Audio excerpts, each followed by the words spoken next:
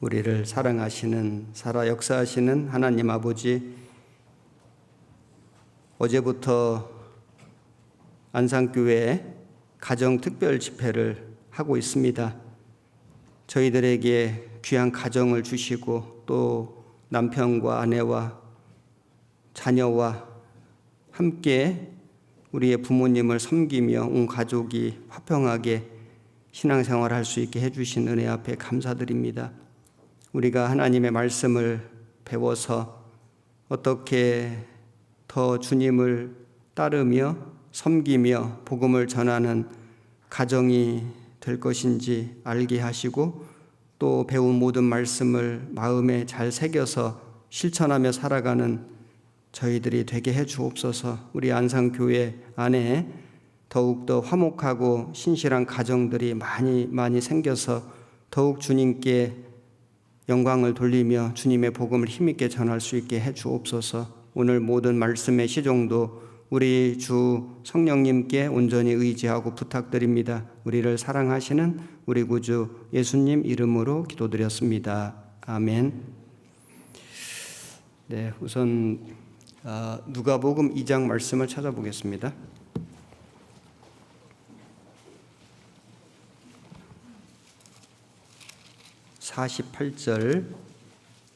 누가복음 2장 48절.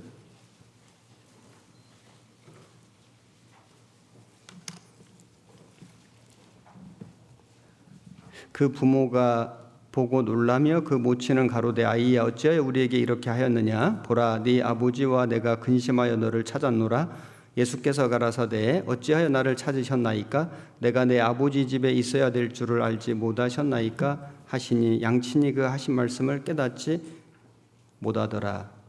51절 52절은 같이 읽겠습니다. 예수께서 한 가지로 내려가사 나사렛에 이르러 순종하여 받드시더라. 그 모친은 이 모든 말을 마음에 두니라. 예수는 그 지혜와 그 키가 자라가며 하나님과 사람에게 더 사랑스러워 가시더라. 오늘은 말씀해 주신 대로 안산교회 가정특별집회 둘째 날이며 가정생활에 대한 질의응답을 말씀드리는 시간입니다. 질문지를 받았는데 12개 정도 받았습니다. 오늘 제게 주어진 시간이 100분, 1시간 40분인데 양이 많습니다. 물론 간단하게 말씀드리면 짧은 시간에도 할 수 있겠지만은 제가 최대한 할 수 있는 만큼 시간을 잘 분배해서 충실하게 대답을 드려보도록 하겠습니다. 그래서 제가 원고를 쭉 정리를 해봤더니 30페이지입니다. 네, 이걸 1시간 40분에 제가 잘 한번 해보겠습니다.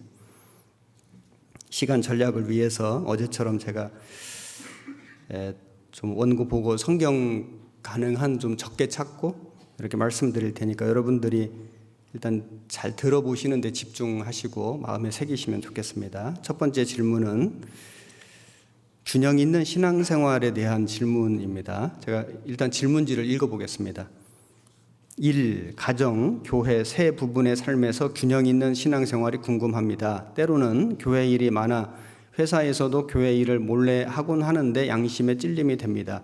또 집에 늦게 들어오다 보니 아내와 아이에게 소홀한 것 같아 늘 미안한 마음으로 살게 됩니다. 그럼에도 주님께서 맡겨주신 일에 전심전력하고 싶은 마음인데 지혜롭게 균형 있는 신앙생활을 어떻게 할 수 있을지 질문 드립니다.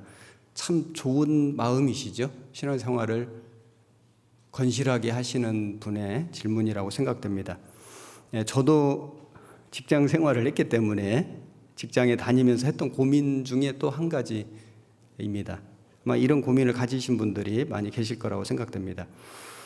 금방 읽은 누가복음 2장 48절부터 말씀에 보면은 두 가지 집이 나오는데요. 예수님께서 그 성전에서 선생들과 함께 대화를 나누셨는데 그래서 그 예수님이 유월절 명절에 그 12살 났을 때 그 유월절 명절 절기에 참석했다가 그래서 예루살렘에서 이제 그 고향 나사렛으로 돌아오는데 이 아들 예수를 못 찾은 겁니다. 예수님이 안 보이는 겁니다. 그래서 부모님이 다시 돌아가 가지고 사흘 후에 찾았는데 성전에 계신 겁니다. 성전에서 선생들과 말씀으로 성경으로 대화를 나누고 있었는데 그때에 그 모친이 아이 예수에게 말하기를 어찌하여 우리에게 이렇게 하였느냐 너와 네 아버지와 내가 근심하여 너를 찾았노라 이렇게 어머니가 말을 했을 때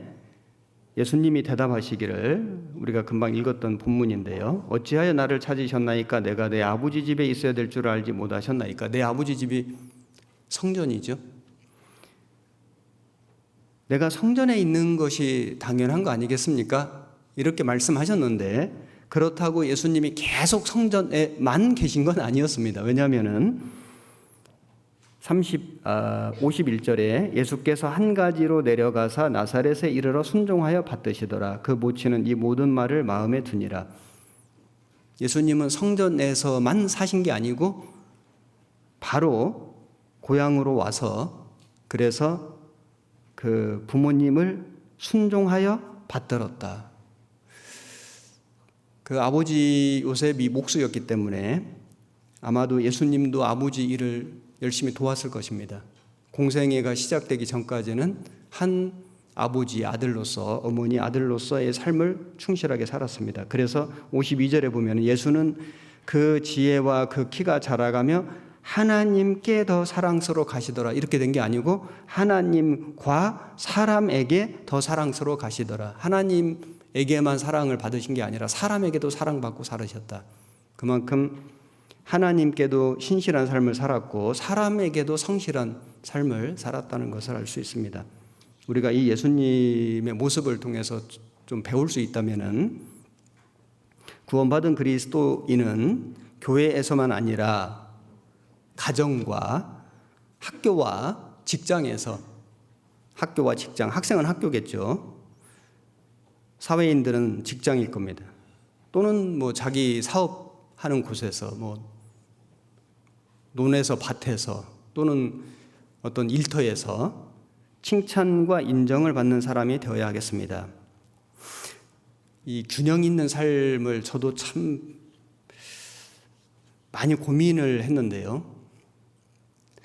특히 제가 그 서울교회에서 청년회 담당하면서 청년 임원들이 얼마나 열심히 특심인지 정말 훌륭합니다. 정말 칭찬할 만한데 걱정이 좀 있었습니다. 왜냐하면은 매일 교회로 퇴근하고 그리고 집에를 너무 늦게 들어가고 그래서 그 자매들이 그 임원 부장들 그 청년회장 그 부장들 그 자매들이 너무나 어려워하는 힘들어하는 그런 상황들을 제가 알았기 때문에 좀 염려가 좀 있었습니다. 너무 훌륭한데 너무 참 고마운데 너무 잘하는데 좀 이런 부분에서 조금 염려가 있었습니다. 그래서 제가 그 청년 그 회장단 그 부장들 회장단 부장단 이분들에게 오죽하면은 스케줄을 짤 때에 일주일에 하루는 교회 안 오는 날 이렇게 적어 놓으라고 제발 좀 교회 좀 오지 마라.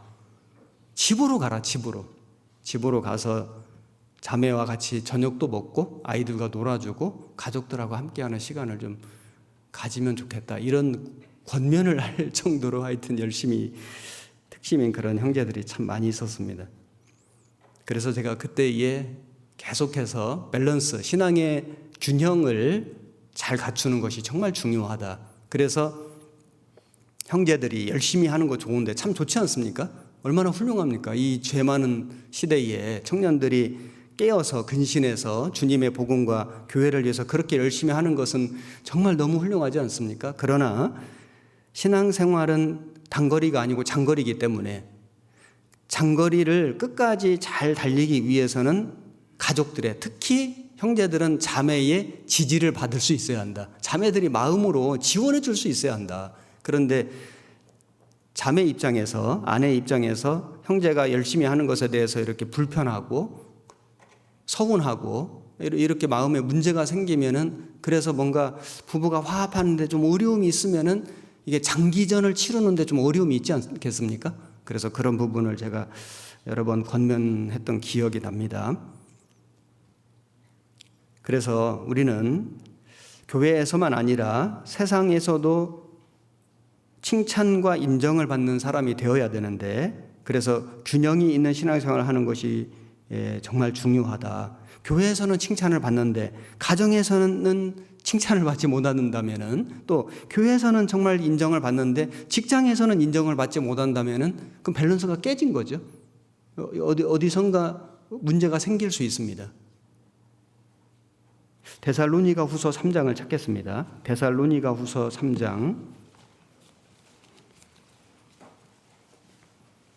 데살로니가 후서 3장 6절에 3장 6절 형제들아 우리 주 예수 그리스도의 이름으로 너희를 명하노니 규모 없이 행하고 우리에게 받은 유전대로 행하지 아니하는 모든 형제에게서 떠나라. 11절 우리가 들은즉 너희 가운데 규모 없이 행하여 도무지 일하지 아니하고 일만 만드는 자들이 있다 하니 이런 자들에게 우리가 명하고 주 예수 그리스도 안에서 권하기를 종용히 일하여 자기 양식을 먹으라 하노라. 여기 보면은 데살로니가 교회는 예수님의 재림을 사모하고 그리고 신실하게 살아가는 모범이 되는 교회였습니다. 서로 사랑하고 본이 되는 교회였는데, 그런데 일부 형제들이 주님 오실 날이 가까웠다고 하면서 여기 규모 없이 행하고 그리고 일하지 아니하는 자들이 있다. 일부 아주 소수지만은 그런 형제들이 있었던 겁니다.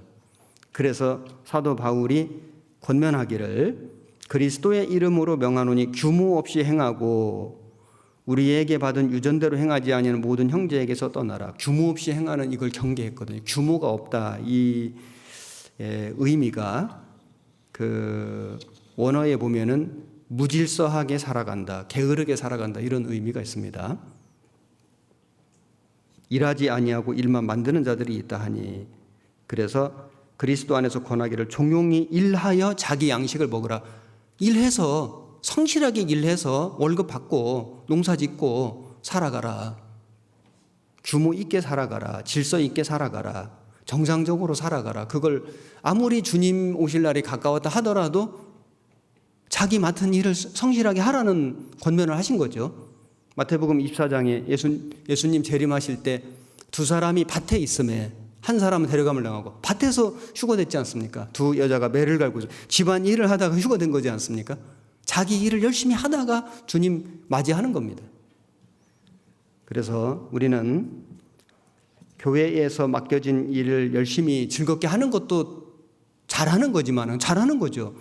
그것만 해서는 안 되고 우리가 세상의 일도 잘해야 한다. 학생들은 정말 열심히 공부를 해야 되고 1등 하라는 게 아니고요.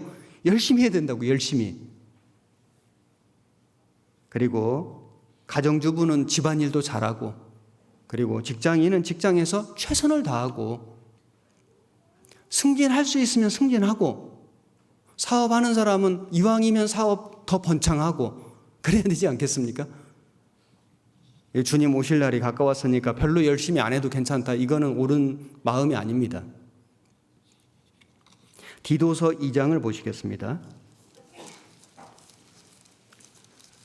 디도서 2장 4절에 저들로 젊은 여자들을 교훈하되 그 남편과 자녀를 사랑하며 근신하며 순전하며 집안일을 하며 선하며 자기 남편에게 복종하게 하라. 젊은 여자들에게 권면하신 말씀 중에 집안일을 하며, 집안일을 잘해라. 남편에게 복종하게 하라. 이는 하나님의 말씀이 회방을 받지 않게 하려 함이니라. 이렇게 하지 않으면 회방을 받을 수가 있기 때문에. 아니, 구원받았다면서, 천국 가는 소망이 있다면서, 하나님을 믿는다면서 왜 저렇게 살지? 왜 열심히 안 살지? 왜 남편에게 불순종하지? 회방받을 수 있기 때문에 이걸 조심해서 하라는 겁니다. 6절에 너는 이와 같이 젊은 남자들을 권면하여 근신하게 하되 범사에 네 자신으로 선한 일에 본을 보여 교훈에 부패치 아니함과 경건함과 책망할 것이 없는 바른 말을 하게 하라. 사회생활 올바르게 잘 하라는 거죠. 모든 면에서 본이 되라는 겁니다. 이는 대적하는 자로 하여금 부끄러워 우리를 악하다 할 것이 없게 하려 함이라. 직장 다니는 형제님이 신앙생활 한다고 직장 생활을 좀 게을리 한다면은, 성실하게 안 한다면은, 여기 이것이 믿지 않는 사람들에게 판단받을 수 있는 여지가 되기 때문에 우리가 이런 것들을 각별히 조심할 필요가 있습니다. 그래서 우리가 이런 그 균형 잡힌, 말하자면은 가정 생활도 잘하고, 그 다음에 직장 생활도 잘하고, 그 다음에 교회 생활도 잘하고, 참 다 잘하는 것이 필요한데 이렇게 하는 것이 쉽지는 않겠죠. 그게 그리스도인의 고난이라는 생각이 듭니다. 우리가 뭐 환난받고 핍박받고 이것도 고난이지만은 가정 생활도 잘하고 사회생활도 잘하고 교회 안에서 믿음 생활도 잘하고, 자, 이렇게 하려면 우리가 어떻게 해야 되는가? 우리의 그 규모 있는 삶이 필요하다. 그래서 시간 계획을 잘 세워야 된다. 시간 계획을. 하루의 시간 계획, 일주일의 시간 계획, 한 달의 시간 계획, 연간 계획을 잘 세워서 정말 중요한 일들을 미리미리 적어놓고, 그래서 집안 일도 있지 않습니까? 그리고 직장에 중요한 일도 있고 교회 일정도 있고, 그래서 우선순위를 잘 정해가지고 중요한 일들을 먼저 하고 이렇게 분배를 하고 질서 있게 규모 있게 시간 계획을 잘 세우는 것이 정말 중요하다. 그리고 또 한 가지는 부지런해야 된다. 우리는 세상 사람들처럼 한눈 팔고 쓸데없는 데 시간 보내고, 사실 이 시간들이 굉장히 많습니다. 그런 시간들을 우리가 잘 모으면은, 틈을 찾으면은 많은 시간을 우리가 확보할 수 있다. 세상 사람들은 사실은 세상 것을 즐기고 세상 것 보고 세상 것을 하면서 보내는 시간들이 굉장히 많지 않습니까? 그 낭비되는, 허비되는 그 시간들을 우리가 잘 모으면은 진짜 많은 일을 잘 할 수 있거든요. 부지런하여 게으르지 말고 열심을 품고 주를 섬기라. 부지런하여. 그래서 그리스도인들은 할 일이 많습니다. 그래서 부지런할 수밖에 없습니다. 게으르지 말고, 게으르면 열심이 안 생깁니다. 게으르지 말고 열심을 품고 주를 섬기라. 그래서 우리에게 맡겨진 일, 이 맡겨진 일이 교회 일도 있고 직장 일도 있고 집안 일도 있고, 그 맡겨진 일을 우리가 어디에서든지 잘 해야 되는데, 요셉은 아버지 심부름도 잘했습니다. 집안에서도 맡은 역할을 잘한 거죠. 그래서 형들에게 안부 물어보러 갔다가 그 팔려갔지 않습니까? 그런데 팔려가가지고 그 종의 그 집에서도, 그 주인의 집에서도 종으로 살면서 창세기 39장에 보면은 요셉이 주인에게 은혜를 입어 섬김에 그가 요셉으로 가정 총무를 삼고 자기의 소유를 다 손에 위임하니. 왜냐하면 일을 너무 잘하니까요. 정말 믿고 맡길 수가 있으니까. 그래서 그 소유를 다 요셉의 손에 위임하고 자기 식료 외에는 간섭하지 아니하였더라. 얼마나 신임이 됐으면은 자기 먹는 것 외에는 다 맡겼다는 말이지 않습니까?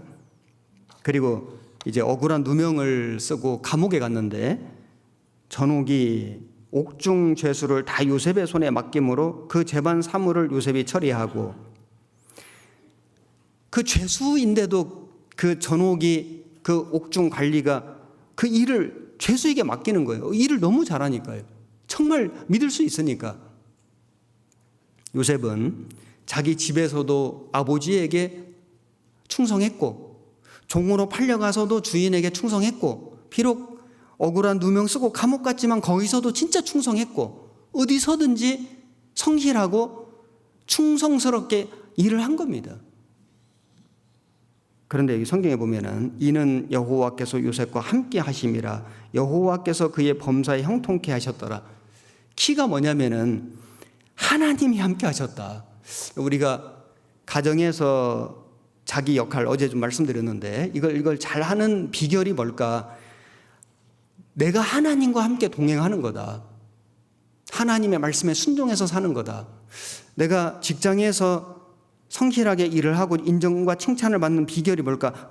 내가 하나님과 함께 동행하는 거다. 내가 교회 안에서 맡겨진 일을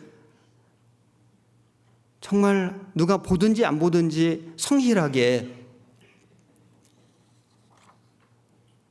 잘할 수 있는 비결이 뭘까? 내가 하나님과 함께 동행하는 거다. 그래서 여호와께서 요셉과 함께 하심이라. 여호와께서 그의 범사에 형통케 하셨더라. 그리스도인들은 누가 보든지 안 보든지 하나님 앞에서 코람데오라는 라틴어 있죠? 주 앞에서 우리가 말씀에 순종해서 정말 신실하게 성실하게 진실과 성실로 꾸준하게 하면은 반드시 인정을 받도록 되어 있다고 저는 확신합니다. 제가 개인적으로 좋아하는 키워드가 진실과 성실이거든요. 정말 진실로 하면은, 성실하게 하면은 잠깐은 이런저런 오해도 있지만은 결국은 알게 된다. 하나님도 알고 계신다. 하나님 도와주신다. 그래서 요셉은 하나님과 함께 했기 때문에 어디서든지 자기 일을 잘할 수 있었습니다. 다니엘도 포로 잡혀갔지 않습니까? 참 이 포로의 그 상황이라는 건 너무 비참한 겁니다. 왕의 진미 안 먹으면 죽을 수도 있었지 않습니까?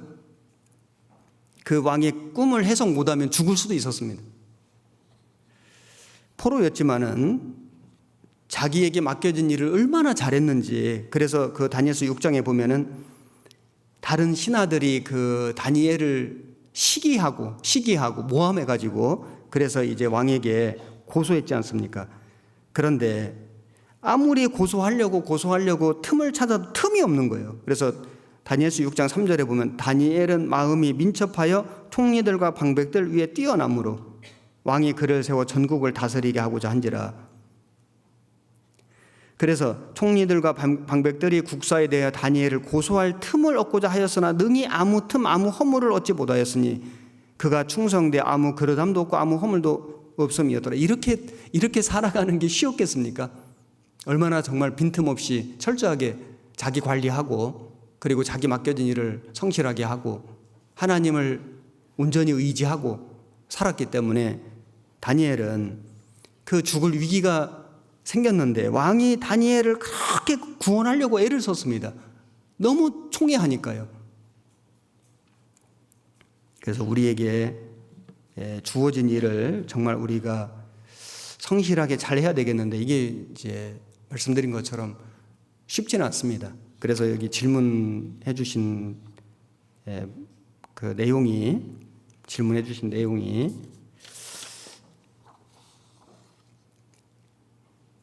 교회 일이 많아서 회사에서도 교회 일을 몰래 하곤 하는데 양심에 찔림이 됩니다. 저도 좀 직장 다닐 때 좀 시간이 좀 나면은 연락도 하고 교제도 하고 했던 기억이 납니다. 그것이 뭐 잘하는 건 아닌데 그러나 내가 할 일을 다 하고 여유 있는 시간에 다른 직원들은 보면 다른 거 하거든요. 뭐 신문 보고 잡지 보고 뭐 약간의 오락도 하고. 제가 직장 생활하던 당시에 제가 그 공기업에 있었는데 그때 IMF 전이었거든요. 그래가지고 그 세상적으로 말하자면은 좀 방만한 경영, 그 직원이 많았습니다. 한 3,000명 정도 됐거든요.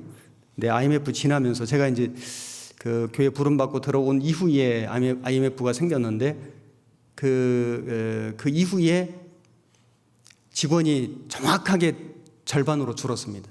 그래서 제가 직장 생활을 하는데 나는 정말 일이 많은데 보면은 정말 좀 노는 사람들이 좀 있었거든요. 나는 언제 저렇게 좀 놀아볼까? 저 시간에 내가 교회 일을 하면 정말 좋을 텐데. 근데 그게 잘 허락이 안 됐습니다. 하나님 그 허락 안 하셨습니다. 정말 바쁜 중에. 그래서 심지어는 제게 맡겨진 직분이 있기 때문에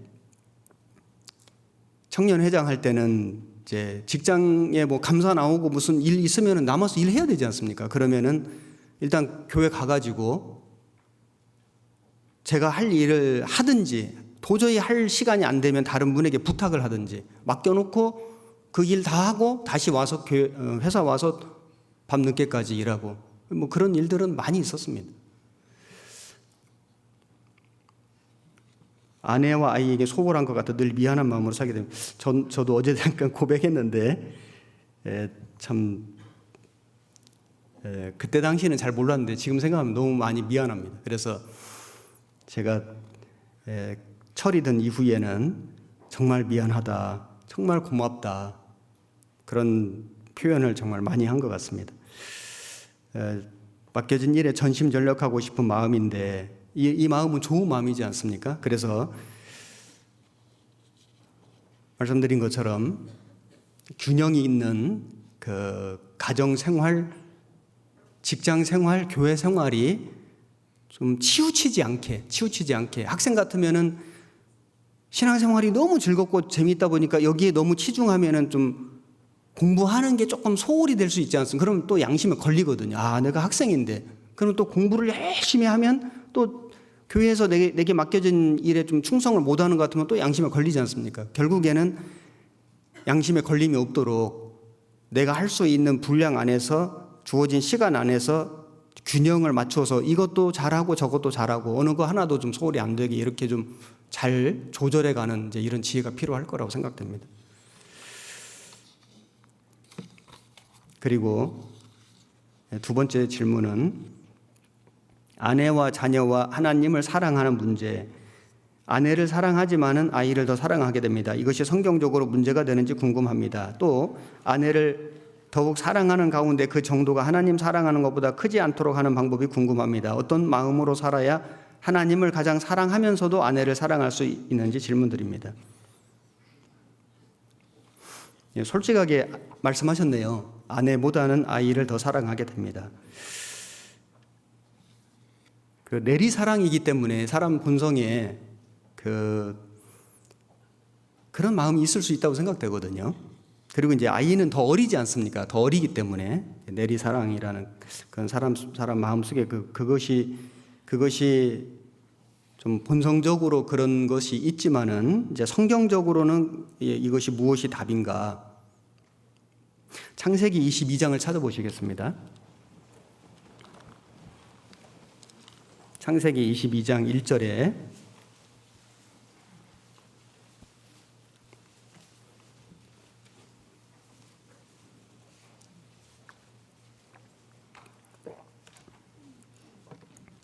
그 일 후에 하나님이 아브라함을 시험하시려고 그를 부르시되 아브라함아 하시니 그가 가로되 내가 여기 있나이다. 여호와께서 가라사대 네 아들 네 사랑하는 독자 이삭을 데리고 모리아 땅으로 가서 내가 네게 지시하는 한 산 거기서 그를 번제로 드리라. 자, 이 아브라함이 이삭 바친 내용은 잘 아실 겁니다. 왜 하나님이 아브라함에게 시험을 하셨을까? 이 마귀가 주는 시험은 템테이션, 그 미혹해서 넘어뜨리는 시험이고 하나님이 주시는 시험은 테스트, 그 연단시켜서 믿음을 증진시키려고 더 좋은 걸 주시려고 하시는 시험이거든요. 시험의 그 목적 자체가 완전 다른 겁니다. 하나님은 아브라함에게 더 축복하시려고 시험을 하셨는데 시험 과목이 아들을 바치라. 왜냐하면 아브라함에게는 아들이 가장 귀했기 때문에 가장 귀한 것을 바치라 말씀하신 겁니다. 아브라함에게 주신 시험이 이거 전에 본토 아비 집을 떠나라, 고향 떠나라, 이걸 먼저 시험하셨고요. 그래서 순종했지 않습니까? 그래서 가나안 땅에 갔고 그 다음에 하갈을 통해서 낳은 첫 번째 아들, 종을 통해서 낳은 아들 이스마엘을 쫓아내라. 그 순종했습니다. 세 번째 시험이 이삭 바쳐라. 시험의 강도가 점점 커진다는 걸 알 수 있죠. 하나님이 아브라함 믿음을 1단계, 2단계, 3단계 계속 이렇게 테스트해 가신 겁니다. 그래서 마지막 시험, 이 결정적인 시험에서 아브라함은 믿음을 유감없이 발휘했고 결국에는 합격했다. 결국 그는 믿음의 조상이 됐다. 하나님이 가장 소중한 것, 나에게 가장 귀한 것을 하나님께 바쳐보라. 이걸 시험하신다고 생각합니다. 그걸 했을 때 사실 아들 이삭을 돌려받은 거지 않습니까? 하나님 뺏어가신 게 아니고 시험하고 합격하니까 돌려주신 거예요. 우리 이삭은 예수님 모형이죠. 예수님 죽으셨다가 살아났지 않습니까?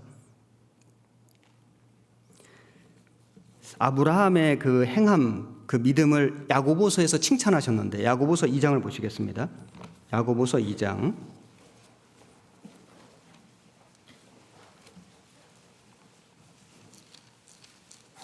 야고보서 2장 21절. 우리 조상 아브라함이 그 아들 이삭을 제단에 드릴 때에 행함으로 의롭다 하심을 받은 것이 아니냐.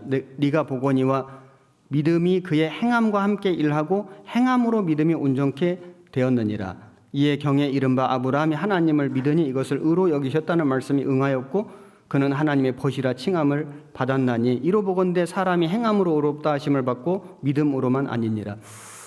이 야고보서를 쓰신 목적 자체가 행함으로 구원받는다 이걸 말씀하신 것이 아닙니다. 정말로 믿음이 있다면 행함으로 그 믿음을 보이라는 걸 말씀하신 거지 않습니까? 그래서 아브라함은 이삭을 바쳐서 구원받은 게 아닙니다. 이미 하나님의 약속을 믿었습니다. 믿음으로 구원을 받았거든요. 구원을 받은 그 믿음을 가지고 그 믿음으로 하나님 말씀에 순종해서 그 믿음을 드러내 보인 거예요. 입증한 거거든요. 그래서 이삭을 다시 돌려받을 수 있었습니다. 정말로 내가 구원을 받았다면은 정말로 예수님이 나의 모든 죄를 위해서 돌아가셨고 내 죄를 영원히 용서하셨고 나를 천국 가게 해주신 것이 확실하다면은 그걸 정말로 믿는다면은 행함으로 내가 믿는 믿음을 입증해야 된다. 행함으로. 그래서 나의 소중한 것을 정말 주님께 바칠 때 진짜 하나님을 경외하는구나. 이거 하나님이 아신다는 거. 그래서 그 사람을 축복하신다는 겁니다. 뺏어가시는 게 아니고 더 좋은 걸 주신다는 거죠. 그래서 나의 이삭은 무엇인가? 나에게 가장 소중한 건 뭔가? 요즘 우리 시대는요, 이제 자식을 많이 안 낳지 않습니까? 그래서 그 출산율이 1이 안 됩니다. 그러니까 한 명을 안 낳는 거예요. 많아봐야 2명, 그렇지 않으면 1명 안 낳든지 요즘은 이제 점점 안 낳는 시대가 되기 때문에. 그래서 저희 어린 시절에는 5형제, 6형제, 7형제, 8형제 이게 그냥 일반적이었는데 지금은 1명, 2명. 너무 귀한 거예요. 너무 귀한 거예요. 잘못하면은 자식이 우상이 될 수 있다. 그 베드로가 신앙이 회복된 다음에 예수님이 베드로에게 물어보시기를 요한의 아들 시몬아 네가 이 사람들보다 나를 더 사랑하느냐? 정말 베드로는 주님을 사랑했거든요. 그 어떤 순간에 그 사람들이 너도 예수의 제자라고 그 예수님 잡혀가던 그 시간에 그 너도 예수의 제자라고 그 순간에 베드로가 마음이 약해져 가지고 그래서 자기도 모르게 나는 아니라고 3번 부인한 그 잘못을 했습니다. 그건 분명한 잘못이죠. 그래서 베드로가 밖에 나가서 심히 통곡하니라. 정말 나는 쓸모없는 사람이라고 통곡했습니다. 예수님이 버린 줄 알았는데 예수님이 다시 찾아와 주셨고 회복시켜 주셨는데 그때 질문이 뭐냐면은 요한의 아들 시몬아 네가 이 사람들보다 나를 더 사랑하느냐? 베드로는 진짜 예수님 사랑했습니다. 사랑했지만 실수할 수 있거든요. 유다는 사랑하지 않았습니다. 유다는 예수님을 사랑한 적이 없습니다. 한 번도 주라고 부른 적이 없습니다. 유다는 실수해서 돈을 훔친 게 아니고 고의적으로 계획적으로 돈을 훔쳤고 막판에 가서 예수님 팔아버린 거예요. 처음부터 믿음이 없었습니다. 베드로는 믿음이 있었거든요. 실수하고 잘못했지만은 예수님은 베드로 마음속에 주님을 사랑하는 마음이 있는 걸 아시기 때문에 찾아주셨고 회복시켜 주신 겁니다. 내가 주를 사랑하는 줄을 주께서 아시나이다. 주님 아신 거죠. 그래서 내 어린 양을 먹이라, 내 어린 양을 치라, 내 어린 양을 먹이라. 주님의 일을 맡겨주신 거예요. 지금도 마찬가지라고 생각해요. 누구에게 주님 일을 맡기실까요? 진짜 주님을 사랑하는 사람. 그 무엇보다도 누구보다도 주님을 사랑하는 사람에게 주님의 거룩한 일을 맡기신다. 마태복음 10장을 찾아보시겠습니다.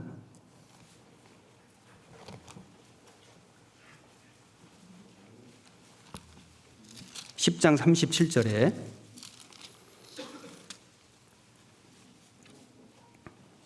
아비나 어미를 나보다 더 사랑하는 자는 내게 합당치 아니하고 아들이나 딸을 나보다 더 사랑하는 자도 내게 합당치 아니하고 또 자기 십자가를 지고 나를 좇지 않는 자도 내게 합당치 아니하니라. 여기 아비나 어미를 나보다 더 사랑하는 자는, 우리 본성을 좀 거스리는 거죠. 우리 본성에는 내 아버지, 내 어머니, 그 다음에 여기 아들이나 딸 사랑하는 게 나쁘다는 게 아니죠. 우선순위를 말씀하는 거죠.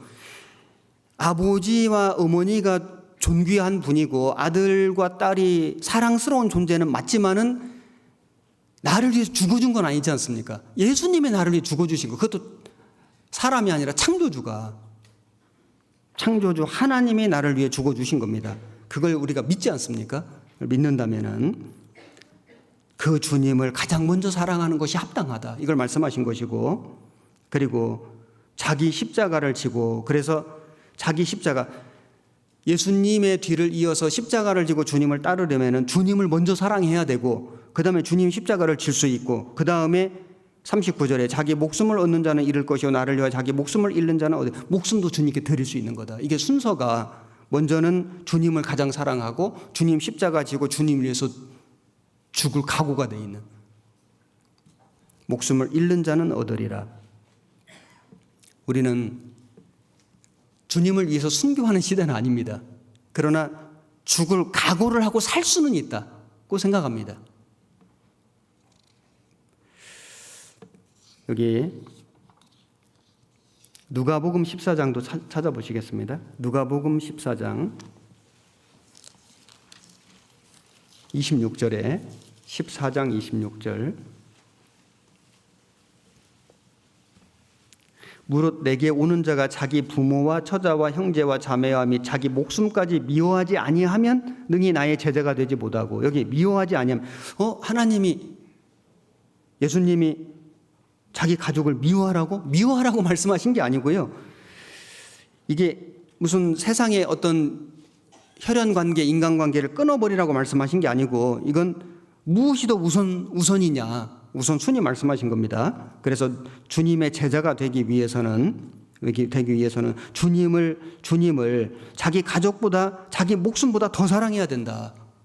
그래서 미워하지 아니하면 제자가 될 수가 없고, 제자가 되지 못하면 십자가를 질 수가 없고, 주님을 쫓아갈 수가 없고, 주님을 위해서 살 수도 없는 겁니다. 그래서 우리가 예수님을 진정으로 따르려면은 내 버릴 수 있는, 희생할 수 있는 내 예산 목록에다가 무엇을 넣어야 되냐? 내 시간도 넣어야 되고, 물질도 넣어야 되고, 내 건강도 넣어야 되고, 거기에 자기 가족도 넣어야 되고, 가족도 좀 희생할 수 있다. 자기 목숨까지 넣어야 된다. 이 예산 목록에다가. 이것도 버릴 수 있다. 이것도 이게 진짜 제자다. 이 제자의 길을 말씀하신 거지 않습니까?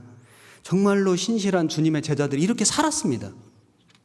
자기 물질, 자기 시간, 자기 건강, 그거 바친 신앙의 선진들 때문에 복음이 우리까지 온 거 아닙니까? 자기 가족도 심지어 버리고, 여기 양화진 가보십시오. 그 양화진에 선교사로 와가지고 자기도 죽고 자기 가족들도 전염병으로 여러 가지 사고로 죽고 끝까지 대한민국의 복음을 위해서 살았던 그 선교사들이, 그 무덤이 있지 않습니까? 그래서 우리 예산 목록에다가 자기 가족과 자기 목숨까지 포함시켜야만 중도 하차하지 않고 끝까지 주님을 쫓아갈 수 있다. 그래서 우리가 이 자녀를 주셨는데요, 자녀를 주신 것도 의미가 있는 겁니다. 이거 하나님 거거든요. 나한테 좀 맡겨놓으신 거예요. 청직이거든요. 이 건강도 내가 청직이지 내 건 아니지 않습니까? 목숨도 청직이에요. 내가 이 목숨을 내가 이렇게 유지하고 있는 거지, 이게 내 거 아니지 않습니까? 목숨을 가져가시면 주님이 숨을 거두었다. 숨을 주님이 거두어 가시는 거지 않습니까? 내 것이 없습니다. 목숨도 내 것이 아니고, 건강도 내가 어떻게 지킵니까?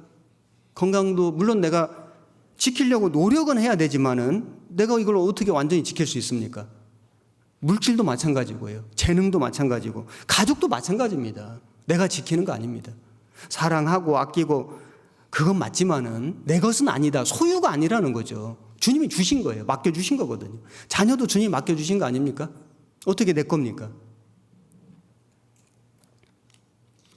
그래서 자녀를 낳아 기르면서 우리가 하나님의 사랑도 깨닫고 비밀도 깨닫고 더 그 주님의 깨달음으로 헌신하고 살아가야 되는데 자녀를 주셨는데 그 주님이 주신 자녀에 몰두하다 보니까 그 자녀를 너무 사랑하다 보니까 주님의 마음을 못 깨닫고 주님의 사랑에서 멀어지고 자기 중심으로 자기 가족 중심으로 살아간다면은 그거는 올바른 게 아닌 거지 않습니까?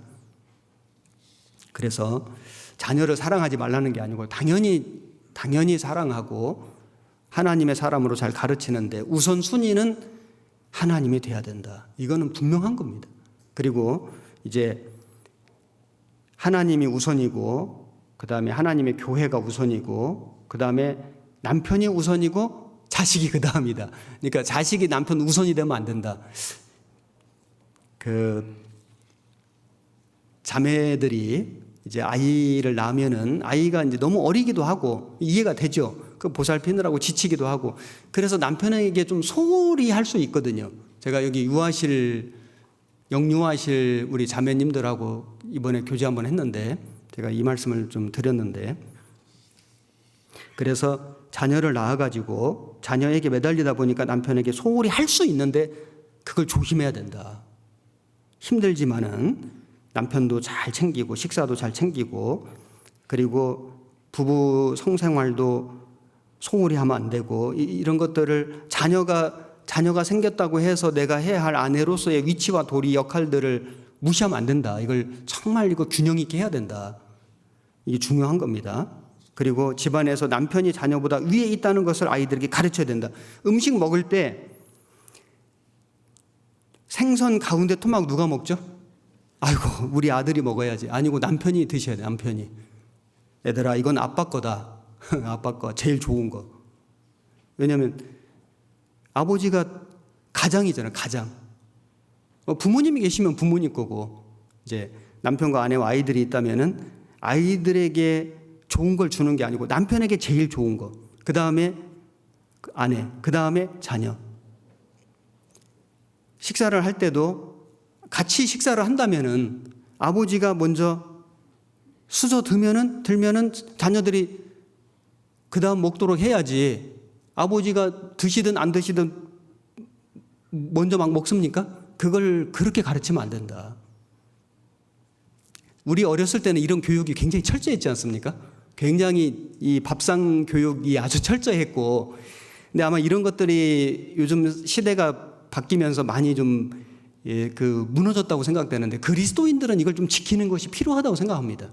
너무 좀 고리타분합니까? 너무 보수적입니까? 필요하다고 생각합니다. 왜냐하면은 이 자녀들 우선으로 되면요, 자녀들이 우리가 최고인 줄 알아요. 정말 이거 큰일입니다.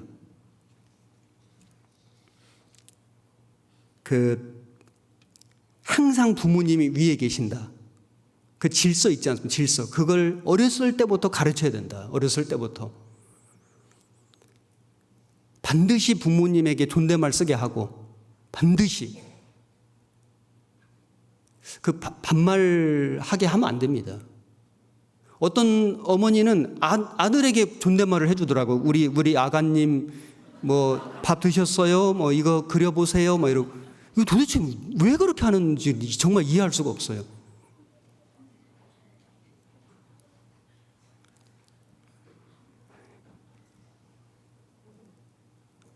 아이에게 부모가 높은 분이라는 거, 자기보다 부모는 정말 높으신 분이라는 거, 대단한 분이라는 거, 반드시 복종해야 되는 분이라는 거를 어렸을 때부터 가르쳐야 된다. 자기 요구 안 들어주면은 막 땡깡 부리고 그거 정말 안 죽을 만큼 때려야 됩니다. 아주 그냥 작정하고 버릇을 한번 진짜 고쳐놓고 한번 길을 확 꺾어놔야, 아무리 땡깡 부려도 우리 엄마는 꼼짝 안 한다. 절대 땡깡 안 부립니다. 성경에 때리라고 했지 않습니까? 요즘 교육하고는 정말 다르지만은 우리는 성경으로 가르치는 게 맞습니다. 제가 영유아실 엄마들에게도 때리라고 얘기를 했는데 무조건 때리라는 게 아니고요. 정말로 잘못했을 때 정말로 잘못했을 때 너가 왜 맞는지를 분명히 이야기해주고 그 아이가 그 자기 잘못을 깨닫도록 때리는 거예요. 화풀이 하는 게 절대 아닙니다. 그 많이 맞으면은 뭐 가슴에 상처 주고 뭐죠? 뭐 기가 꺾이고 뭐 다음에 부모 원망한다고요? 제가 우리 아들들 어렸을 때 많이 맞았는데요. 주로 엄마가 때렸습니다. 저는 잘 못 제가 별로 있지도 않았고. 한 번은 우리 큰아이가 학교 끝나고 일찍 오라고 분명히 엄마가 얘기를 몇 번 했거든요. 그런데 그날 또 친구들하고 놀고 늦게 왔어요. 그때가 몇 학년이었는지 잘 기억이 안 나는데 초등학교 한 2, 3, 한 3, 4학년 됐을까요? 그런데 이제 그 저희 자매가 우리 애들한테 다음에 또 늦게 오면 진짜 너 100대 맞는다 그랬거든요. 어느 날 제가 집에 있는데 아들이 늦게 들어온 거예요. 그래서 이제 거실에서 이제 100대를 맞기 시작하는데 제가 방 안에 가만히 있었습니다. 진짜 100대 때릴까? 그랬는데 진짜 100대 너 이거 세라 그러더니 진짜 100대 때렸습니다. 지금 하나도 원망 없습니다. 기억도 잘 못합니다. 기억이 있지도 않습니다. 그런 걸로 부모 원망하면 그 잘못 때린 거죠. 반드시 부모 무서운 것을 알아야 하나님 무서운 것도 알거든요. 부모 말도 안 듣는데 어떻게 하나님 말씀을 듣겠습니까? 그게 가능할까요? 부모 말을 듣게 해야 되거든요. 부모에게 순종하게 하고 부모에게 존댓말 쓰게 하고 그래야 하나님을 섬길 수 있지 않겠습니까? 하나님 아버지지 않습니까? 그래서 하나님 우선이고 교회 우선이고 남편이 우선이고 자식은 함부로 하라는 게 아니고요. 우선순위에서는 마지막이 자식인 겁니다. 자식 우선으로 집안 분위기가 형성되는 것. 물론 어린 아이를 잘 보살피고 사랑하고 그거하고 다른 개념인 겁니다. 마음속에서 자식 우선으로 모든 것을 이렇게 해나가는 그거는 나중에 자식이 잘못될 가능성이 있기 때문에 이게 그렇게 큰 아이들이 부모에게 효도를 많이 한다면 정말 좋겠지만 오히려 부작용이 있을 수 있거든요. 자기밖에 모르는 아이가 될 수 있거든요. 그리고 아이들에게 너무 좋은 거 사주면 안 됩니다. 너무 좋은 거 아이들이 사달라고 하는 거 막 유행하는 거 막 그런 막 비싼 거 그거 사주는 거 저는 별로 좋다고 생각 안 됩니다. 어느 정도 이렇게 성장해가지고 꼭 필요한 걸 주는 거는 괜찮지만은 어렸을 때 잘 모르지 않습니까? 그 부모가 대리 만족하려고 사주는 거지 뭐 그 어린 아이들이 뭘 얼마나 알겠습니까? 사달라고 해도 안 되는 건 안 된다. 한번 부모가 안 돼 하면은 우리 아버지가 안 된다고 하는 건 안 된다는 것을 알아야지. 그래서 좀 부모 말에 순종하게 하는 것이 이제 물론 억지로 하는 게 아니고요. 주의 교양과 훈계로 양육하라 이렇게 말씀하셨기 때문에 하나님 말씀 안에서 이렇게 교제하면서 가르치는 것이 필요할 거라고 생각합니다. 그 다음에 여기 세 번째 질문에 가정이 쓰임받는 것과 부모님을 권면하는 문제. 안녕하세요. 저는 구원받은 부모님 아래서 지내고 있는 청년 자매입니다. 두 가지 질문 드립니다. 첫째, 가족 구성원들이 모두 구원을 받았음에도 전도나 가정 개방과 같은 상황에서 마음이 잘 연합이 되지 않는 것 같습니다. 저희 가족이 어떻게 하면 한 마음으로 연합해서 주님께 쓰임을 받을 수 있을까요? 둘째, 저희 가족은 현재 교회 안에서 신앙생활을 하고 있는데 종종 교회 안에 다른 성도님들에게 문제가 될 수 있는 발언이나 행동을 하시는 모습을 발견하곤 합니다. 자녀로서 솔직하게 이 부분에 대해 말씀을 드리는 것이 맞을지 기도하며 기다리는 게 맞을지 모르겠습니다. 지혜로운 대처 방법을 알려주세요. 자, 이 질문에 대해서는 이제 가족에 한정시키지 않고 교회 안에 모든 형제 자매님들 관계 속에도 이런 일들이 있을 수 있지 않겠습니까? 이걸 좀 모든 성도들의 관점에서 좀 말씀을 드려보겠습니다. 허물을 덮어주는 거하고 허물에 대해서 권면해 주는 거하고 다른 것이 있습니다. 허물을 덮어주는 것은 예수님께서도 말씀하시기를 이 베드로가 질문했지 않습니까? 주의 형제가 내게 죄를 범하면 몇 번이나 용서해 주리이까? 7번까지 하오리니까 예수님 말씀하시기를 7번뿐 아니라 70번씩 7번이라도 할지 끝까지 하라는 말씀이죠. 덮어주는 허물은 뭐냐면은 나한테 좀 실수한 거, 좀 잘못한 거, 나한테 좀 손해를 끼친 거, 나한테 좀 말 실수하고 좀 나 속상하게 하고 좀 무례하게 하고 좀 손해 입힌 거, 이런 것은 덮어주고 용서하는 게 맞습니다. 그리고 좀 큰 잘못을 했지만은 상대방이 그거를 인정하고 그리고 또 뉘우치고 하고 있을 때는 그걸 문제 삼으면 안 되죠. 오히려 더 잘할 수 있게 위로하고 격려하는 게 필요한 거죠. 이거는 허물을 덮어주면 되는 겁니다. 그런데 권면하고 책망하는 것이 필요한 허물이 있거든요. 다른 형제 자매와 교회에게 계속적인 피해를 주는 것. 한 번이 아니고요. 반복적으로 다른 형제 자매나 교회에게 어떤 문제를 주는 경우. 그걸 모르기 때문에, 못 깨닫기 때문에 계속 반복하는 경우. 그 다음에 어떤 이단 교리에 관한 것. 어떤 도덕적인, 사회적인 어떤 잘못과 죄. 이런 문제는 덮어준다고 되는 게 아니지 않습니까? 그건 권면하고 책망해서 그걸 돌이키게 해가지고 교회 안에 그 나쁜 영향이 미치지 않도록 막아주는 것이 그분을 위해서도 유익하고 교회를 위해서도 유익하고. 그래서 무조건 허물을 덮어주는 게 다 사랑이다, 이렇게는 말할 수 없습니다. 친구의 통책은 충성에서 말미암은 것이나 원수의 자주 입맞춤은 거짓에서 난 것이니라. 그래서 그 문제가 있는데 그냥 모른 채 하고 그냥 지나가주는, 심지어 그 입맞춰주는 그거는 거짓이다. 그래서 우리가 이 권면이 필요한데, 권면할 때 일시적인 감정으로 하면 안 된다. 정말 기도 가운데 해야 된다. 그래서 여기 우리가 이 다른 사람을 권면해 줄 때 데살로니가전서 2장을 찾아보시겠습니다. 데살로니가전서 2장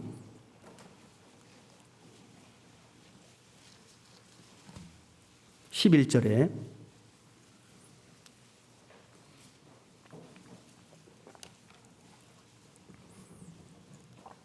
(2장 11절) 너희도 아는 바와 같이 우리가 너희 각 사람에게 아비가 자기 자녀에게 하듯 권면하고 위로하고 경계하노니. 여기 아비가 자기 자녀에게 하듯 권면하고 위로하고 경계하노니 이는 너희를 부르사 자기 나라와 영광에 이르게 하시는 하나님께 합당히 행하게 하려 함이니라. 권면도 하고 때로는 위로도 하고 때로는 경계도 하고 책망도 하고, 그런데 정말 아비가 자녀를 사랑하는 마음, 그런 사랑의 마음으로 해야 된다. 이걸 말씀하신 것이죠. 우리가 어떤 사람의 문제를 알고 어떻게 해야 될까? 먼저는 기도해야 된다고 생각합니다. 그래서 내 마음에 어떤 감정, 사사로운 감정이 있을 때는 권면하면 안 된다. 나도 그 사람이 하는 그 잘못과 비슷한 잘못이 있다면 권면하면 안 된다. 정말로 그 사람을 위해서, 그 형제 자매를 위해서, 교회를 위해서 정말 이것이 필요하다면은 먼저 기도하고 더 기도하고. 저도 그런 경우가 여러 번 있었다고 생각됩니다. 교회 안에 계속 어떤 문제가 있는데 누구도 말해주기 어려울 때 정말 그 누구에게 불편한 이야기 한다는 게 쉬운 게 아니지 않습니까? 또 기도하고 정말 기도하고 제 마음속에서 정말 그 형제님, 그 자매님을 사랑하는 마음으로 권면할 수 있을 때 해야 한다. 그렇게 권면해서 문제된 적이 한 번도 없었던 것 같습니다. 그래서 아비가 자기 자녀에게 하듯 권면하고 사랑으로 하라는 거죠. 그리고 갈라디아서 6장도 보시겠습니다. 갈라디아서 6장 1절에 형제들아, 사람이 만일 무슨 범죄한 일이 드러나거든 신령한 너희는 온유한 심령으로 그러한 자를 바로잡고 네 자신을 돌아보아 너도 시험을 받을까 두려워하라. 그래서 범죄한 일이 드러나거든 신령한 너희는 좀 신앙이 좀 확실하게 서 있는, 신앙의 연수가 있는, 신앙의 좀 어른들이 하라는 말씀이죠. 그래서 그 질문 중에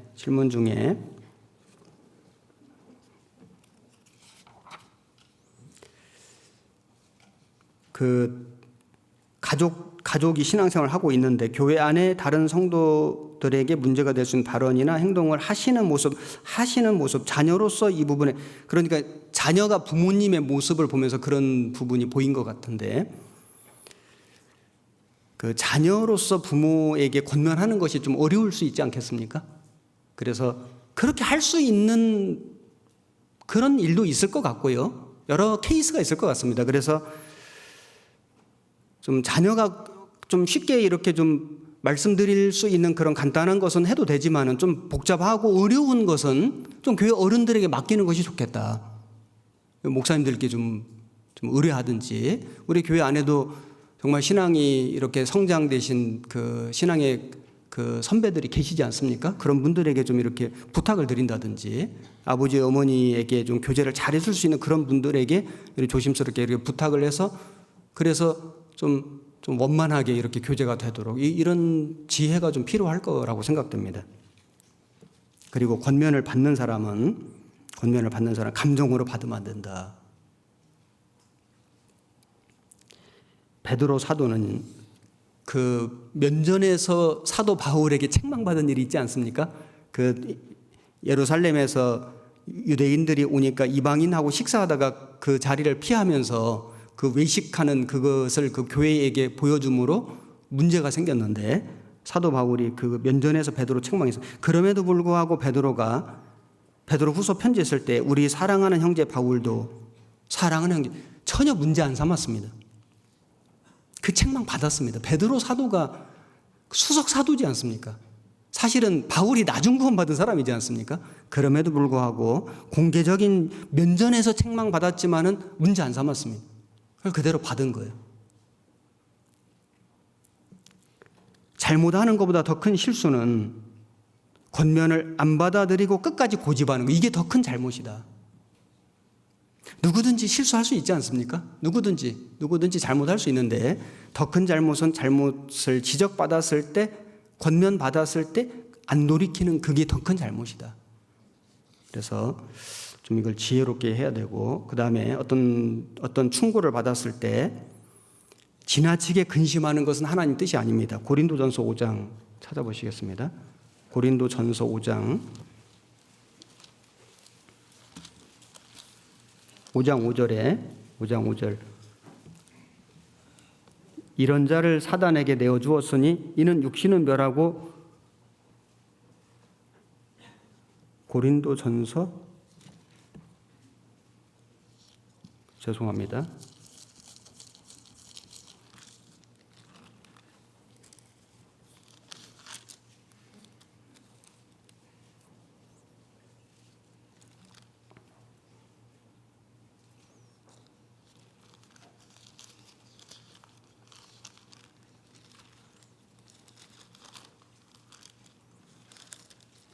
고린도전서 5장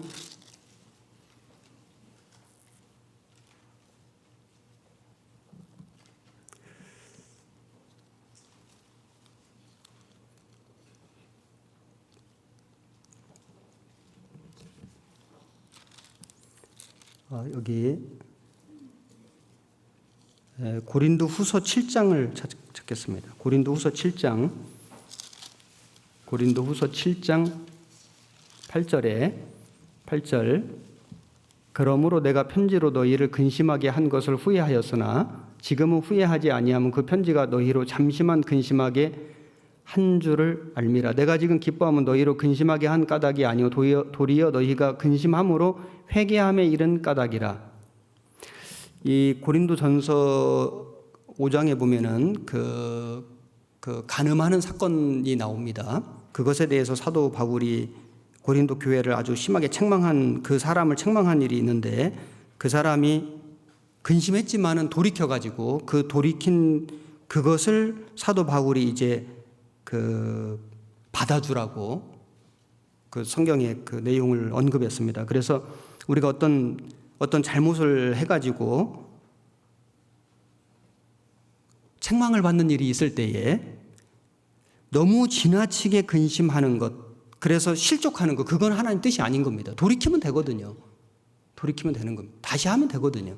그래서 편지로 너희를 근심하게 한 것을 후회하서 지금은 후회하지 아니면 그 책망이 잠시 근심하게 한 줄 잠시 근심했지만은 그 잠시 근심한 그것으로 돌이켰지 않습니까?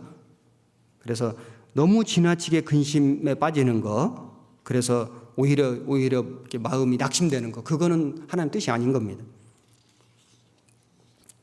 그리고 이 좀 비슷한데 좀 다른 질문인데, 그리스도인 가정에서 태어난 성도입니다. 그리스도인의 가정 생활 중 의문이 들어 질문들. 부모님의 외도를 알게 되었을 때 그리스도의 자녀로서 어떻게 해야 될지, 이게 좀 특별한 경우인 것 같은데 질문을 주셨기 때문에 제가 어쨌든 말씀을 드려야 될 것 같아서 언급을 했는데, 비슷한 그 맥락에서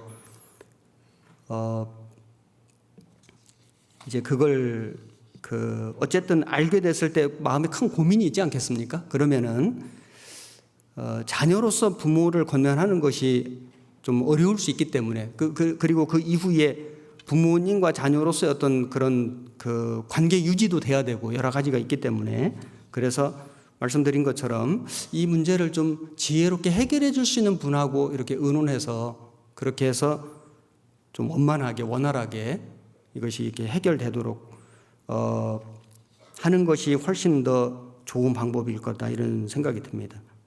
그래서 이거는 좀 어떤 경우에 따라서 직접 말씀드릴 수 있는 그런 아주 작은 일도 있을 거고, 좀 이렇게 신앙이 성장된 어른들을 통해서 좀 해결해야 될 그런 좀 복잡한 큰 문제도 있을 것 같고, 그걸 좀 케이스 바이 케이스로 해야 될 거라고 생각됩니다. 네 번째 질문 말씀드리면은, 가정 생활 중에 가족끼리 기도하며 묵상하며 생활 속에서 일정한 날짜를 잡아서 가정 교제를 하고 싶은데 가장이 남편께서 능동적으로 가정 교제를 주선하고 이끌어갔으면 합니다. 남편을 높이시는 분인 것 같아요. 말씀에 여자는 잠잠하라는데 남편의 설 자리를 만들어주고 싶습니다. 그런데 남편께서는 그런 모습이 보이질 않습니다. TV 시청을 줄이고 가족 간의 대화의 장을 만들고 싶습니다. 그래서 참 이 남편을 이렇게 마음으로 존경하는 마음을 갖고 계신 자매님이신데, 조금 아쉬운 것은 남편이 좀 더 적극적으로 가정 교제, 가정 예배 이런 것들을 좀 해주기를 바라는데, 자매가 잠잠하라고 하는 그 말씀에 걸려서 어떻게 해야 될지 좀 고민이신 것 같습니다. 출애굽기 2장을 찾아보시겠습니다. 출애굽기 2장 1절에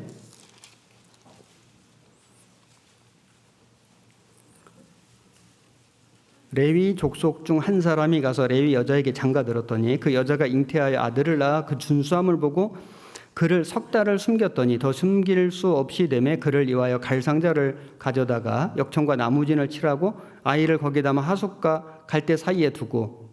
자, 여기 그 요게벳 잘 아시죠? 모세 어머니입니다. 그런데 그 모세를 갈상자에 넣어서 나일강에 띄우고 그 모세를 결국은 젖을 먹여 기르고 신앙 교육을 시킨 사람이 누구냐? 어머니거든요. 여기 지금 나일강에 그 모세를 띄울 때 그 하나님께 맡기는 심정으로 띄웠는데, 이걸 요게벳이 더 주동적인 역할을 한 것으로 보입니다. 왜냐하면 여기 이 아므람이거든요. 아버지가 아므람이 레위 여자에게 요게벳에게 장가 들었더니 그 여자가 요게벳이 잉태하여 아들을 낳아 준수함을 보고 석 달을 어머니가 주동적인 역할을 했다라고 표현되어 있지 않습니까? 그래서 그 요게벳이 정말 믿음의 여인이었고 믿음의 눈으로 모세를 봤고, 그리고 히브리서 11장 23절에는 부모가 아름다운 아이임을 보고 석 달 동안 숨겨 임금의 명령을 무서워 아니하였으며, 여기 보면은 부모가 같이 나오거든요. 그러니까 요게벳이 좀 더 적극적으로, 더 신앙적으로 주도적으로 했지만은 남편과 미리암이 미리 알고 딱 지켜 있다가 그 딸이 그 바로의 공주가 그 유모 찾을 때 딱 가서 자기 엄마 데려갔지 않습니까? 그래서 부모가, 온 가족이 같이 했는데 요게벳이 주도적으로 했다라고 보여집니다. 어머니가 했다, 어머니가. 그래서 이 요게벳은 이제 젖을 먹이면서 모세가 그 애굽의 모든 학문과 그 애굽의 모든 그 문물을 교육받기 전에 먼저 신앙 교육을 시킨 겁니다. 그래서 젖을 떼고 이제 공주에게 데려다 준 겁니다. 그 히브리서 11장 24절에 제가 그냥 읽겠습니다. 믿음으로 모세는 장성하여 바로의 공주의 아들이라 칭함을 거절하고, 바로의 공주의 아들로서 장차 왕이 될 수도 있는 왕자로서 더 오래 살았거든요. 젖을 떼는 시기가 보통 뭐 요즘 우리나라는 뭐 돌 되기 전에 젖을 뗀다고 하는데, 이 당시 유대인들은 5, 6살, 뭐 많게는 7, 8살까지 먹였다고 하니까요. 이 젖을 뗀다는 것이 이제 어린 아이를 벗어나는, 그래서 그때에 한 3살에서 7살, 8살 요 정도 나이에까지 엄마가 품 안에서 신앙 교육을 시킨 거다. 그 유치부 정도 되지 않습니까? 유치부? 한 초등학생 1학년 정도 된다든지, 정말 어린 나이였지만은 그때 신앙의 바탕이 만들어졌다. 누가요? 엄마가 젖 먹이면서 교육시킨 거예요. 그래서 그 아까 자매님이 그 가정교제 그 좀 아쉬움을 얘기하셨는데, 그 남편하고의 위치에서는 잠잠하는 게 맞지만 자녀를 교육하는 데는 어머니가 주도적으로 해도 된다고 생각됩니다. 어머니가 주도적으로 자녀 교육하고 성경 가르쳐주고 이렇게 하는 것은 전혀 문제가 없습니다. 그래서 그 남편이 같이 하는 시간이 좀 부족하고 엄마가 아이를 더 많이 기르기 때문에 엄마가 주도적으로 좀 가르치고, 그다음에 아빠 역할을 하고 온 가족이 같이 가정 예배하고 이런 것이 필요한데, 그 자매님이 엄마로서 더 주도적으로 자녀 교육에 하는 것도 문제가 없다고 생각됩니다. 그리고 디모데후서 1장 보시겠습니다. 디모데후서 1장에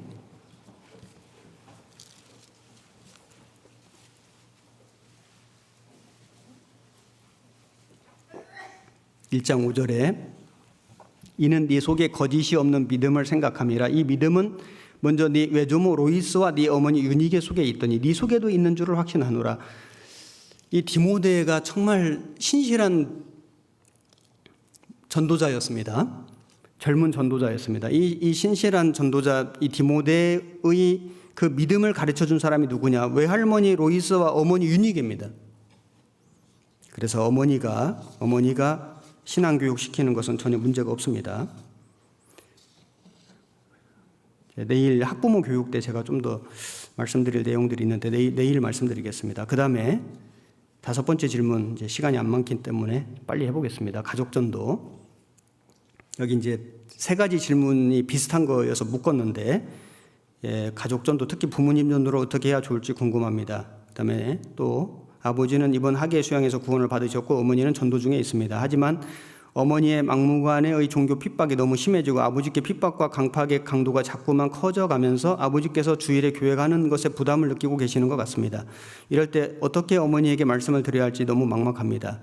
저에게 해답을 알려주세요. 그 다음에 또 다른 질문인데, 청년 시절 가정을 이뤄서 교회 안에서 신앙생활을 하고 있습니다. 가정을 이룬 후에 서로 가족을 전도하기 위해 기도하며 가족을 전도하고 있습니다. 그런데 자매가 처가 식구들 전도하는 것에 적극적이라는 느낌이 들지 않습니다. 소극적으로 전도하는 느낌을 받고 있습니다. 마지막 시대 곧 주님이 오실 것인데 소극적으로 전도하는 것에 대해 답답함을 느끼는 때도 있습니다. 어떻게 교제하며 행동하는 것이 좋은 모습일까요? 이런 질문인데, 가족 전도에 관한 거기 때문에 요한복음 7장을 찾아보시겠습니다. 요한복음 7장 1절에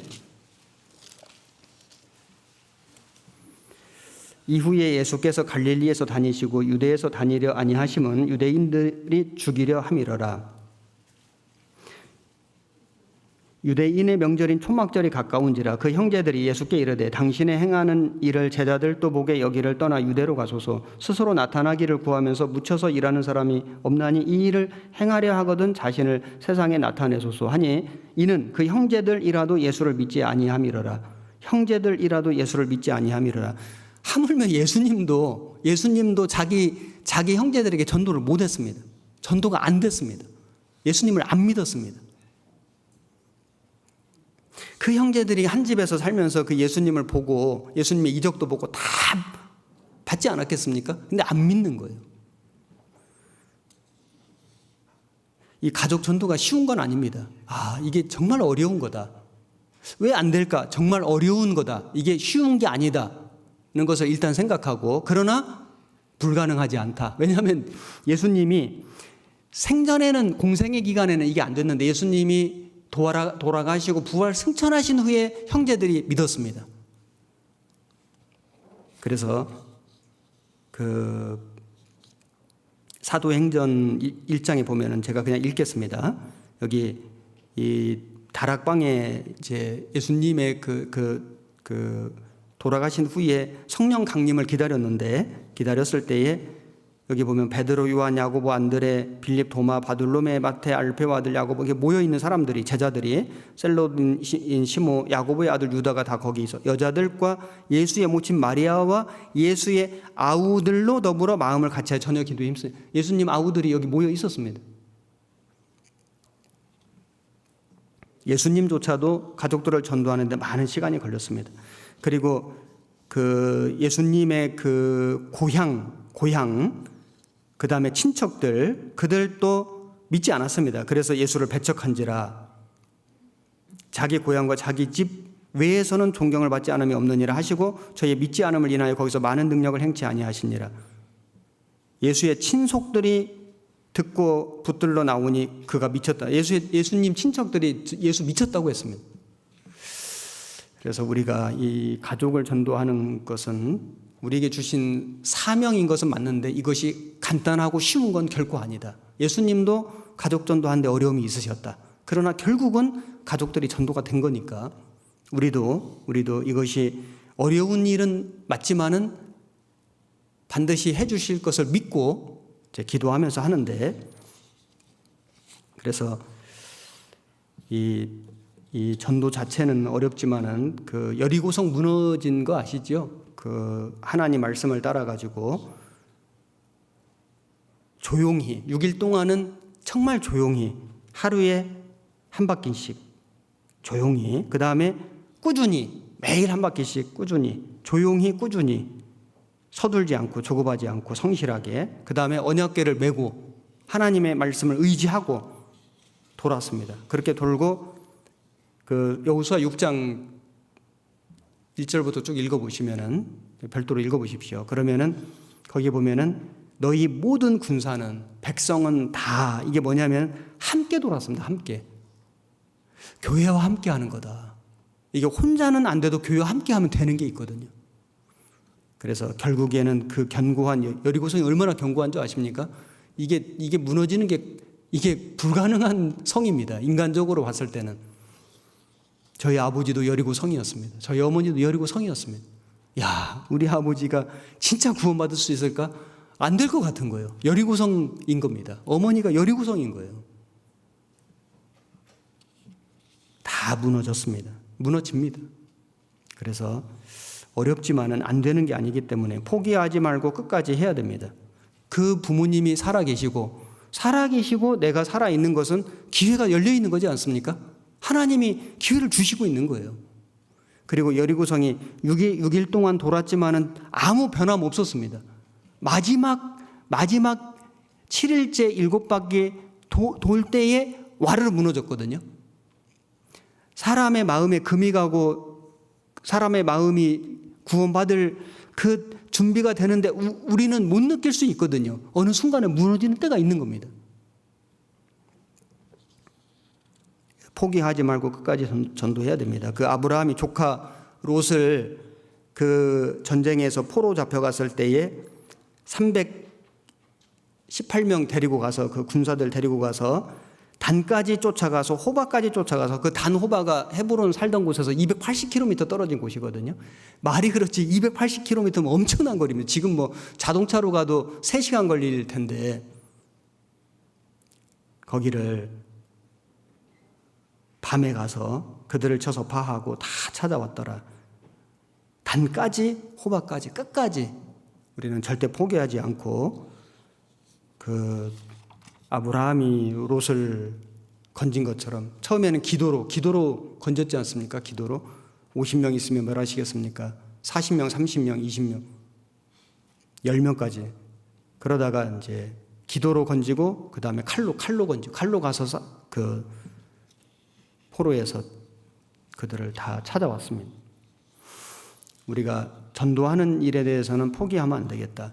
제가 그 몇 년 전에 그 문경이라는 곳에 전도 집회를 하러 갔는데 제가 상주교회에 5년 있었을 때 문경은요 그 시는 다른데 교회는 상주교회로 왔습니다. 그 김천도 옛날에는 상주교회로 왔거든요. 제가 처음 갔을 때는. 그래서 김천 식구, 상주 식구, 문경 식구 이렇게 3개 도시가 그 상주 교회에서 신앙생활을 했었는데 그 문경이 한 32km 정도 떨어진 곳인데 거기 좀 연세 있는 한 할머니 자매님이 계셨는데 당뇨병이 심했습니다. 그래서 이 자매님이 건강이 좋을 때는 교회 오시고 이제 그렇지 못할 때는 또 못 오실 때도 있었는데 정말 마음이 아주 신실했습니다. 신실했는데 그 남편이 있었는데 남편이 경상도 어르신인데 그 좀 무정하게 했습니다. 이 자매님에게 구원 안 받은 남편인데 그런데 이 자매님이 정말 남편을 위해서 정말 간절하게 기도를 했고 자기 자녀들을 위해서 정말 기도를 많이 했고 정말 건강히 그 인슐린 자기가 맞아가면서 그 상주 교회당 질 때 자기 그 자손들한테 받은 용돈하고 다 모아가지고 정말 그 할머니에게는 정말 그 생활비 전부에 해당할 만큼 큰 돈도 헌금하시고 맞던 그런 자매님이시거든요. 제가 수년 전에 그 문경 교회 이제 교회가 됐거든요. 그때는 같이 있어 지금 자립을 해가지고 문경 교회 전도 집회를 갔는데 첫날 어떤 자매님이 어떤 여자분이 그 말씀이 끝났는데 인사를 하러 왔어요. 그래서 목사님 제가 누구 자매님 딸입니다 이러는 거예요. 그래서 그 자매님 제가 알거든요. 그 제가 오랫동안 같이 정말 이렇게 신앙생활을 했기 때문에 소천하셨는데 자기가 딸입니다. 그래서 그러냐고 너무 반갑다고 정말 어머니가 정말 신실했고 그 돌아가신 그 남편하고 가족들 위해서 기도 참 많이 하셨다 했더니 자기 아버지가 구원을 받고 돌아가셨다는 거예요. 그렇게 그 무정한 아버지가 구원을 받고 정말 좀 이렇게 완전히 변화돼 가지고 돌아가셨다는 거예요. 그걸 보고 자기도 이렇게 엄마 생각이 많이 나고 이제 그러던 참에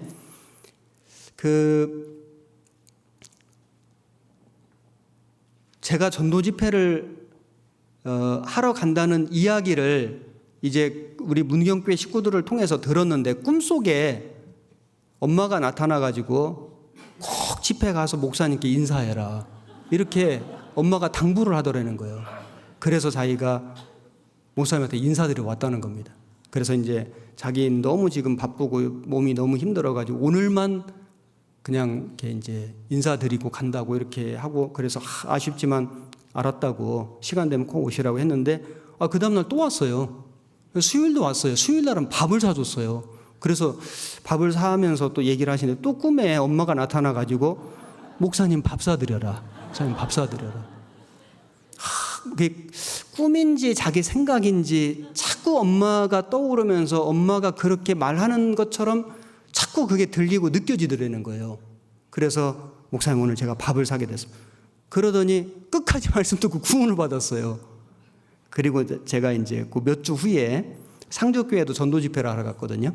상주교회 가면은 그 대강당 뒤에 옛날 제가 있었을 때 성도 사진이 이렇게 큰 액자로 확대해 가지고 있는데 토요일 날 복음을 풀었는데 그 문경 그 얘기한 그 자매님이 문경 식구들하고 신방을 왔습니다. 그 가깝기 때문에 신방을 와가지고 그 액자 속에 자기 엄마 사진이 있거든요. 그 엄마 사진을 만지면서 막 울고 계시더라고. 그래서 자기 엄마가 정말 그 나를 위해서, 그 돌아가신 아버지를 위해서, 자기를 위해서 정말 얼마나 그 간절하게 전도했는지를 그때는 진짜 몰랐는데, 그때는 정말 무심하고 정말 마음이 정말 듣기 싫고 막 그랬는데, 그런데 자기가 정말 이렇게 구원을 받고 나니까 엄마가 이런 마음으로 나를 전도해, 그 엄마 생각이 너무 나가지고 정말 엄마가 너무 그리워서, 엄마가 너무 고마워서 엄마 그 사진을 만지면서 막 울고, 감사의 눈물이죠. 그런 일이 수년 전에 있었는데 갑자기 생각이 났습니다. 그래서 정말 간절한 기도는 결국에는 이루어진다. 하나님이 그걸 꼭 이루신다. 이걸 믿어야 될 것 같습니다. 그리고 또 다른 질문. 예수님 십자가 돌아가신 후 3일 후에 부활하셨는데 그 3일 동안 어디에 계셨다 오셨을까요? 마태복음 12장을 찾아보겠습니다. 마태복음 12장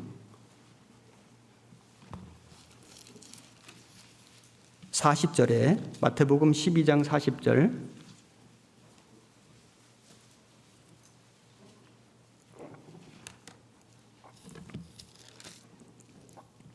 요나가 밤낮 사흘을 큰 물고기 뱃속에 있었던 것 같이 인자도 밤낮 사흘을 땅속에 있으리라. 예수님이 십자가에 돌아가신 후에 3일 동안 어디가 계셨냐? 이 예수님의 육체는 무덤에 계셨습니다. 그리고 부활하셨죠. 자, 여기 땅속에 있으리라. 이 땅속에 다른 어떤 특별한 곳이 아니고 그냥 무덤에 계신 겁니다. 그 예수님이 무덤에 계신 시간을 계산을 해보면 금요일 오후 3시, 오전 9시에 못 박혀가지고 오후 3시에 돌아가셨지 않습니까? 6시간 동안 고난받으시고 오후 3시, 이게 유월절 양 죽이는 시간이거든요. 예수님이 유월절 어린 양이셨습니다. 오후 3시에 돌아가셔가지고 토요일 오후 3시까지 만 하루 24시간 지나고, 그 다음에 주일날 새벽 3시까지 12시간 반나절 지나고, 그럼 36시간 지난 거죠. 그리고 주일 새벽 한 5시에서 7시 정도, 이게 이제 제가 시간 없어 성경은 안 찾지만은 마태복음에는 안식 후 첫날이 되려는 미명이라고 되어 있고, 마가복음에는 안식 후 첫날 매우 일찍이 해 돋은 때라고 되어 있고, 요한복음 20장에는 이른 아침 아직 어두울 때, 이게 새벽 5시에서 7시 사이입니다. 이걸 시간으로 계산해 보면은 무덤에 계신 시간이 약 38시간에서 40시간 정도 됩니다. 이게 밤낮 사흘이거든요. 사흘. 그래서 사흘간 무덤에 계셨습니다. 시간으로는 한 40시간 정도 되는 겁니다. 금, 토, 일 이렇게 사흘. 그래서 안식일 첫날 주일 새벽에 부활하신 거니까요. 그런데 자, 무덤은 무덤에, 죄송합니다. 예수님 육체는 무덤에 계셨는데 마음이 급하다 보니까 영은 어디에 가셨는가? 영은 베드로 전서를 보시겠습니다. 베드로 전서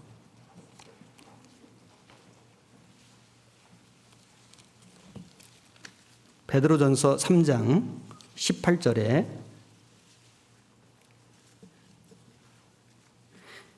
그리스도께서도 한 번 죄를 이와여 죽으사 의인으로서 불의한 자를 대신하셨으니 이는 우리를 하나님 앞으로 인도하려 하심이라. 육체로는 죽임을 당하시고,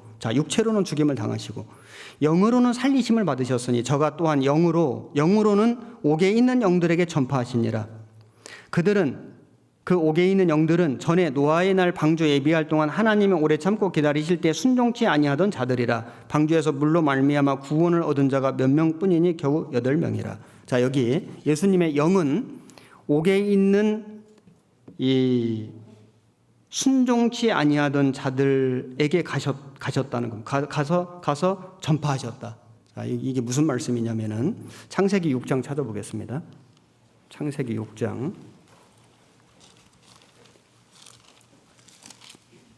1절에 사람이 땅 위에 번성하기 시작할 때 그들에게서 딸들이 나니 하나님의 아들들이 사람의 딸들의 아름다움을 보고 자기들의 좋아하는 모든 자로 아내를 삼는지라. 여호와께서 가라사대 나의 신이 영원히 사람과 함께 하지 아니하리니 이는 그들이 육체가 됨이라. 그러나 그들의 날은 120년이 되리라 하시니라. 여기 하나님의 아들들은 천사가 아니고 셋의 후손이고 사람의 딸들은 가인의 후손입니다. 천사는 시집장가 안 갑니다. 결혼을 못 하거든요. 그래서 이 셋의 후손은 셋이 그 아벨이 죽은 후에 주신 거지 않습니까? 그 셋의 후손들은 구원받은 그리스도인들이고 하나님을 믿는 사람들이고, 그리고 이 아들, 하나님의 아들이라고 한 것은 하나님 유업을 받을 사람들이기 때문에 하나님의 아들이라고 얘기를 한 겁니다. 그런데 문제는 그 하나님의 아들들이, 믿음을 가진 사람들이, 구원받은 사람들이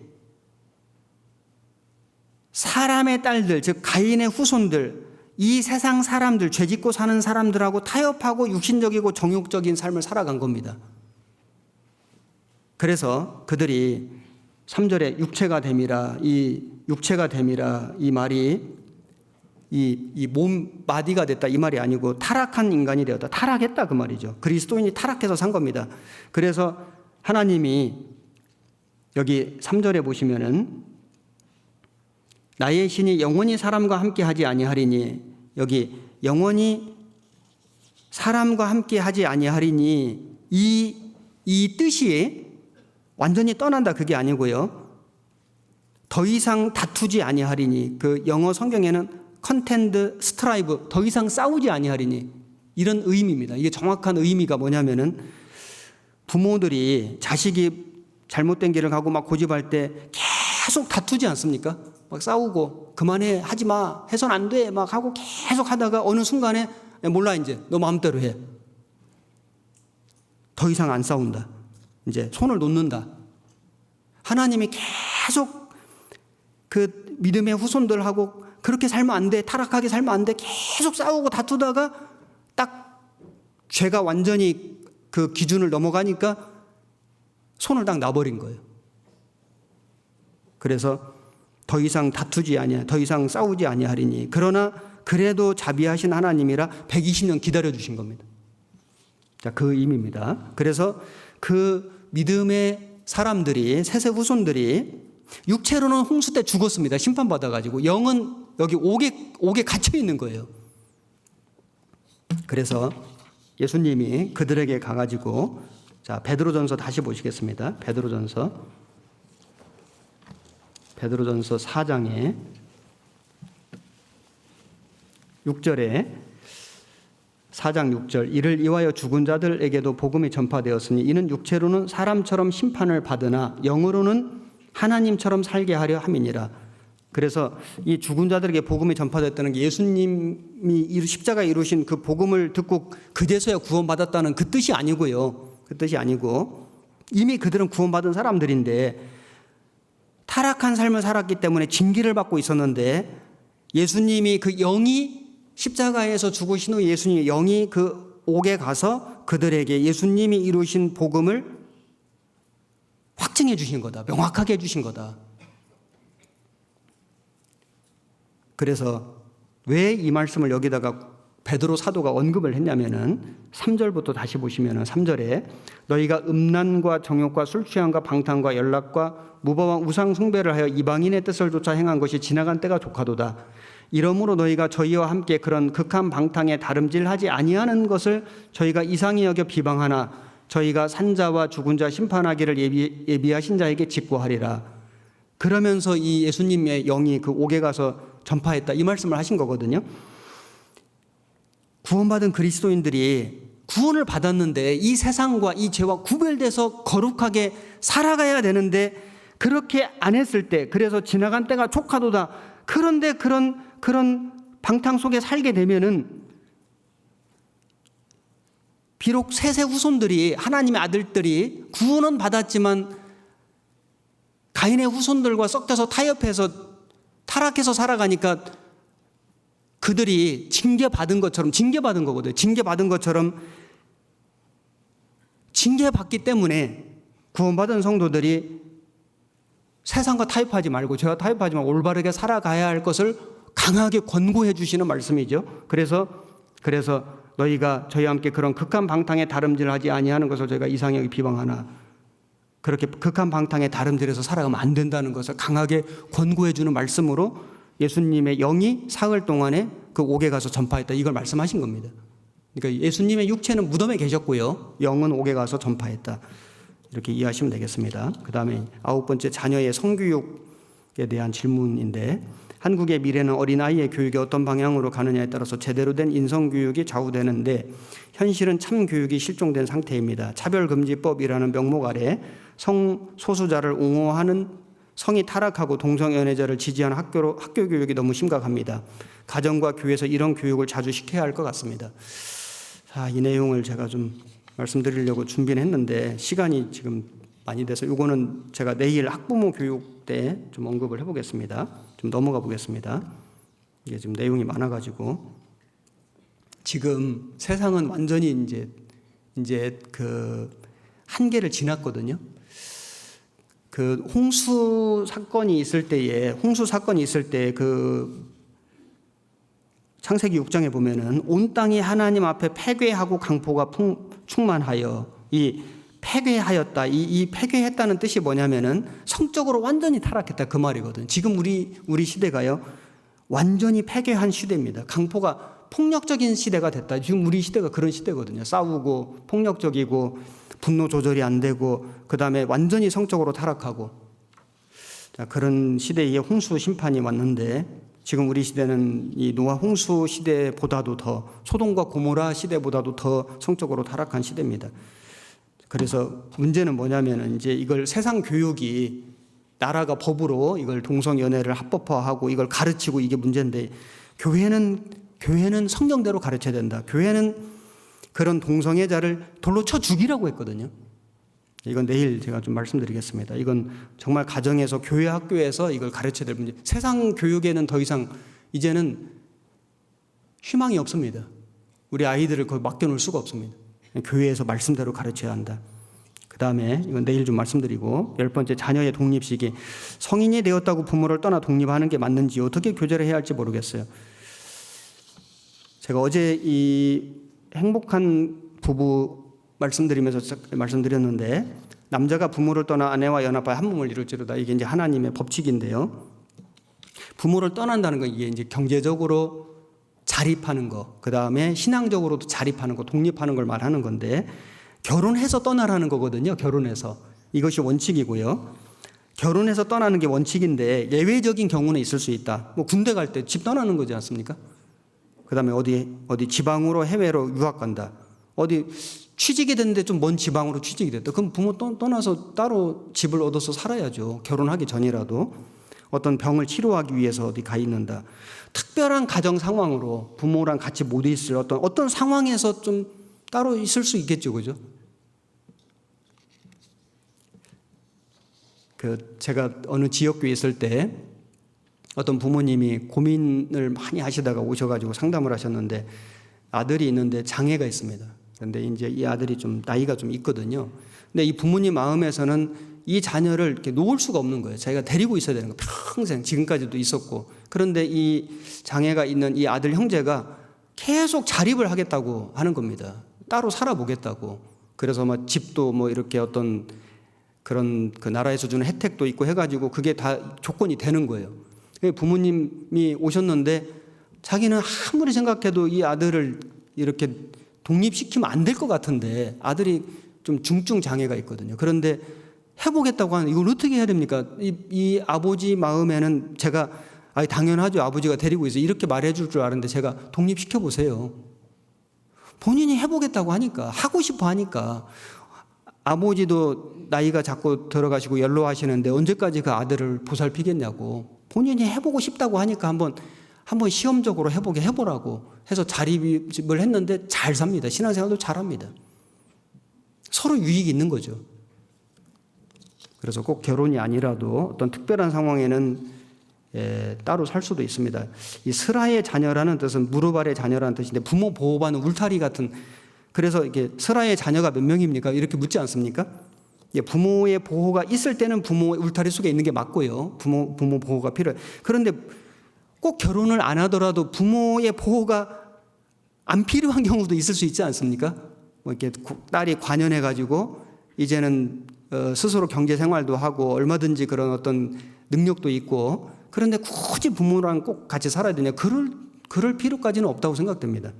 그래서 좀 서로 같이 안 있어도 서로 같이 있는 게 오히려 좀 불편할 때 좀 경제적으로 준비가 돼 있고 그 부모의 어떤 그런 특별한 보호가 없어도 충분히 자립해서 살아갈 수 있을 때 자립해가지고 별도의 집에서 이렇게 신앙생활 하는 거 가능하다고 생각되는데, 그래서 그게 더 가족 간에도 화목하고 신앙적으로도 유익할 수 있지 않습니까?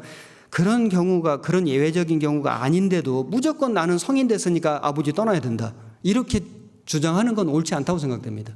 그럼 여기 그 대학 졸업하면 다 아버지 어머니 집 떠나서 또 어디 살아야 됩니까? 그럴 필요는 없다고 생각됩니다. 자, 그리고 이 자녀들이 성인이 돼도 신앙을 기대하고 살아가는데 잘못 살면 실망스럽고 한데 어떻게 해야 하나요? 이거 참 부모로서는 참 고민되는 문제인데, 이거 좀 시간 되면 내일 좀 말씀드리겠습니다. 마지막 질문인데 결혼에 대한 질문이 있습니다. 저는 청년회에서 교제하고 있는 형제입니다. 결혼에 관련해서 질문드립니다. 부모님께서 간혹 결혼에 관해서 이야기하시면서 세상에서 이성을 만나보라고 권유를 하시는 경우가 있습니다. 부모님께서 구원을 받으셨음에도 불구하고 세상에서 이성을, 그러니까 선보라고 권하실 때 마음에 불편함이 있고 성경적으로 맞지 않는 부분이기에 어떻게 말씀을 드려야 할지 난감할 때가 있습니다. 물론 결혼하신 후에 구원을 받으셨고 청년 시기를 교회에서 보내지 않으셨기에 그럴 수 있다고 이해는 되지만 그래도 마음에 어려움이 있고 불편함이 생기게 됩니다. 이런 경우 어떻게 대처하고 어떻게 말씀드리는 것이 지혜인지 답변을 부탁드리겠습니다. 자, 결혼은 이제 준비가 돼야 되는데 두 가지입니다. 첫째는 신앙적인 준비가 돼야 되고, 두 번째는 경제적인 준비가 돼야 된다. 신앙적인 준비는 구원을 확실히 받아야 되고요. 신앙생활을 하고 있어야 되고, 그리고 또 어떤 봉사를 하고 있다든지 11조를 하고 있다든지 이러면은 신앙적인 준비된 거죠. 그 다음에 경제적인 준비는, 형제 같은 경우는 직장이 있어야 됩니다. 돈이 많아야 된다는 게 아니고요. 직장이 확실히 있어가지고 수입을 가지고 처자식을 먹여 살릴 수 있는 뭐 사업을 하든지 직장을 다니든지 일정 수입이 있어야 한다. 그러니까 대학생 때부터 막 결혼 기도하고 누구 이렇게 막 마음에 생각해 놓고 막 이렇게 정해 놓고 하는 것은 좀 좋은 방법이 아닌 것 같습니다. 내 일을 밖에서 다스리며 밭에서 예비하고 그 후에 네 집을 세울지니라. 잠언 24장에도 이런 말씀이 있는데, 밭에서 예비하고 경제적인 준비하고 신앙적인 준비 해놓고 집을 세워라, 이렇게 말씀하셨습니다. 그리고 결혼의 목적은 주님을 위해서 더 효과적으로 힘있게 살기 위해서, 세상 사람들은 자기들끼리 좋으려고 행복하려고 만족하려고 결혼하는 겁니다. 그렇게 해서 결혼을 했는데 그 좀 잘 못 사는 경우가 세상에 좀 많지 않습니까? 그렇게 서로 좋아서 결혼했는데, 좋아서 오랫동안 연애하고 이렇게 해서 했는데도 결과적으로 뭐 잘 사는 사람도 있지만 잘못 사는 사람도 요즘엔 점점 많아지고 있습니다. 그리스도인들은 왜 결혼하냐? 서로 너무 좋아서. 물론 저는 이 신혼부부가 오면은 제가 부탁하는 게 있습니다. 행복하게 살아야 된다. 정말 둘이 행복해야 된다. 정말 서로 위하고 사랑해야 된다. 행복해야 힘이 생긴다. 제가 이거 꼭 부탁하거든요. 뭐 교회를 위해서 살고 주님을 위해서 살고 다 좋은데 어쨌든 둘이 행복해야 된다. 마음이 정말 서로 좋아야 된다. 그래야지 열심도 나오고 꾸준히 할 수 있다. 힘있게 할 수 있다. 자, 그래서 우리는 서로 좋아서 행복하게 사는 건 맞는데요. 목적 자체는 정말 주님의 영광과 복음을 위해서 사는 거다. 우리가 먹든지 마시든지 무엇을 하든지 하나님의 영광을 위해서 하라. 아니, 먹는 것도 하나님의 영광을 위해서 먹고 마시는 것도 하나님의 영광을 위해서 마신다면은, 아니 그 먹고 마시는 그것도 큰 일이 아니고 작은 일이지만 그것도 하나님의 영광을 위해서 한다면은 결혼이라는 건 정말 일생일대의 가장 중요한 일 중에 하나 아닙니까? 하나님의 영광을 위해서 해야 되는 거 아니겠습니까? 그래서 전도서 4장에 보면은 두 사람이 함께 누우면 따뜻하거니와 한 사람이면 어찌 따뜻하랴. 한 사람이면 패하겠거니와 두 사람이면 능히 당하나니. 그래서 이게 하나님이 아담에게 하와 돕는 배필을 어제 말씀드렸지 않습니까? 정말 하와가 돕는 배필로 하나님이 그 옆구리에서 그 갈빗대에서 취해가지고 이렇게 아담에게 주신 거예요. 참 이 돕는 배필의 역할 정말 중요하지 않습니까? 그래서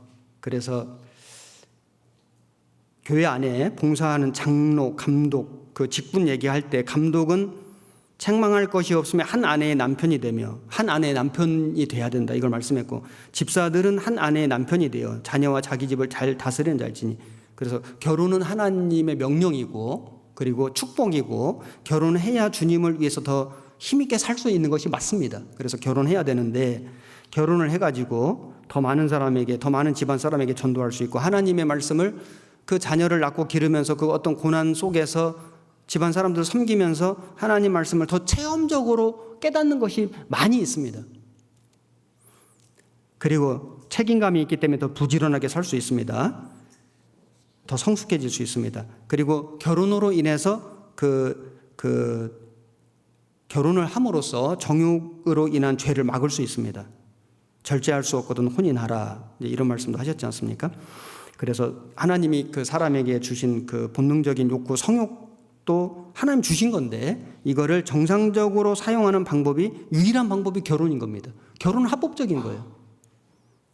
그래서 부부가 결혼해서 부부 생활 안 하는 것이 오히려 잘못인 겁니다. 하는 것이 정상이고 그게 즐거운 거고 하나님 축복인 겁니다. 그래서 누구와 결혼할 것인가? 반드시 구원받은 사람하고 해야 된다. 이게 법칙입니다. 이건 타협이 되면 안 됩니다. 고린도후서 6장 14절에 너희는 믿지 않는 자와 멍해를 같이 하지 말라, 그 말씀이 쭉 뒤에 있는데 다 아시는 말씀일 겁니다. 나중에 개인적으로 찾아보십시오. 믿지 않는 자와 멍해를 같이 하지 말라. 멍해라는 게 운명을 같이 하는 건데, 아니 세상에 사람들하고도 멍해를 같이, 운명을 같이 하면 안 되는데, 믿지 않는 사람들하고 불신자들하고 운명을 같이 하면 안 되는데 결혼이야말로 평생 운명을 같이 하는 겁니다. 그렇지 않습니까? 한 번 결혼하면 끝까지 가는 거지 않습니까? 평생 가는 거잖아요. 평생 운명을 같이 하는 건데, 믿지 않는 자와는 운명을 같이 하지 마라. 이게 하나님 명령이에요. 명령. 그 미끄럼틀 있지 않습니까? 미끄럼틀 위로 사람을 끌어올리는 거하고 미끄럼틀 아래로 끌어내리는 거하고 뭐가 쉬울까요? 끌어내리는 게 훨씬 쉽죠. 끌어올리는 건 너무 어렵죠. 구원받은 사람하고 구원 안 받은 사람하고 결혼을 해가지고 구원받은 사람이 구원 안 받은 사람을 신앙생활 하게 하려는 게 너무 힘든 거예요. 사실은 안 됩니다. 할 수가 없습니다. 그런데 신앙생활 하던 사람도 신앙생활 안 하는, 그러니까 불신자와 결혼해서 신앙생활 안 하기는 훨씬 쉽습니다.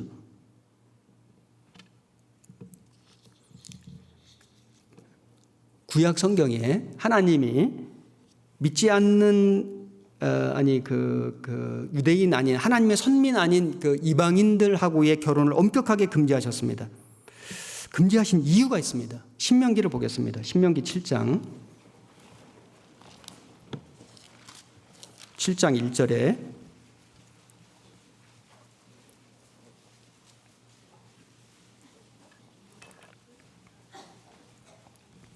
네 하나님 여호와께서 너를 인도하사 네가 가서 얻을 땅으로 들이시고 네 앞에서 여러 민족 헷 족속과 기르가스 족속과 아모리 족속과 가나안 족속과 브리스 족속과 히위 족속과 여부수 족속 곧 너보다 많고 힘이 있는 7 족속을 쫓아내실 때에 네 하나님 여호와께서 그들을 네게 붙여 너로 치게 하시리니 그때 너는 그들을 진멸할 것이라. 그들과 무슨 언약도 말 것이요 그들을 불쌍히 여기지도 말 것이며 또 그들과 혼인하지 말지니 네 딸을 그 아들에게 주지 말 것이요 그 딸로 네 며느리를 삼지 말 것은 그가 네 아들을 유혹하여 그로 여호와를 떠나고 다른 신들을 섬기게 하므로 여호와께서 너희에게 진노하사 갑자기 너희를 멸하실 것임이라. 이걸 분명히 금지하셨지 않습니까? 다른 성경에도 이런 말씀들은 많이 나오는데 제가 시간 관계상 다 찾지는 않겠습니다. 우리가 이 이방인이라고 하는 건 이제 불신자를 말하는 건데, 불신자, 유대인에겐 이방인인데 우리에게도 이제 불신자가 이방인 같은 겁니다. 그래서 믿지 않는 사람하고 결혼을 하게 되면은 여기 지금 하나님이 그 경계하신 말씀처럼 이게 이제 그 엄청난 고난을 받게 된다. 그 다음에 신앙생활을 못하게 된다. 교제와 교회를 떠날 수도 있다. 그래서 그걸 금지한 거거든요. 행복을 뺏으려고 하신 게 아니고 진짜 행복을 지켜주려고 말씀하신 거예요. 어떤 사람이 연애를 하다가 결혼을 안 했습니다. 연애를 하다가 한 사람이 구원을 받았습니다. 그럼 어떻게 하면 좋을까요? 일단 전도는 해야 되겠죠? 전도를 하는데 결혼하기 위해서 전도하는 게 아니고요. 결혼을 못 하더라도 이 사람이 구원받으면 좋겠다. 이런 마음으로 전도해야 됩니다. 정말로.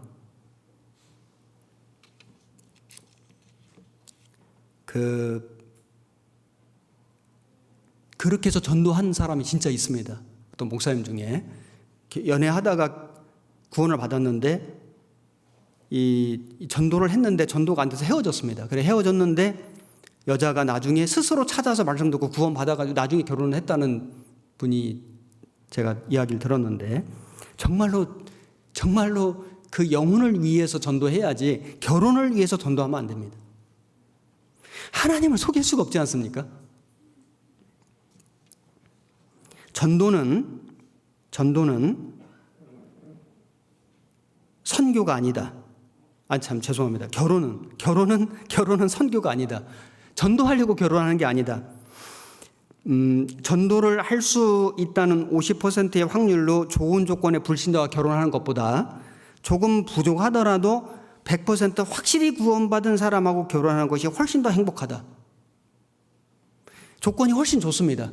이 사람하고 어떻게든지 결혼해서 전도해야지. 그것보다 조금 그 사람보다 조건은 안 좋아도 세상적인 조건은 좀 부족해도 확실히 구원받은 사람하고 하는 것이 훨씬 행복하다. 이건 진짜 진리입니다.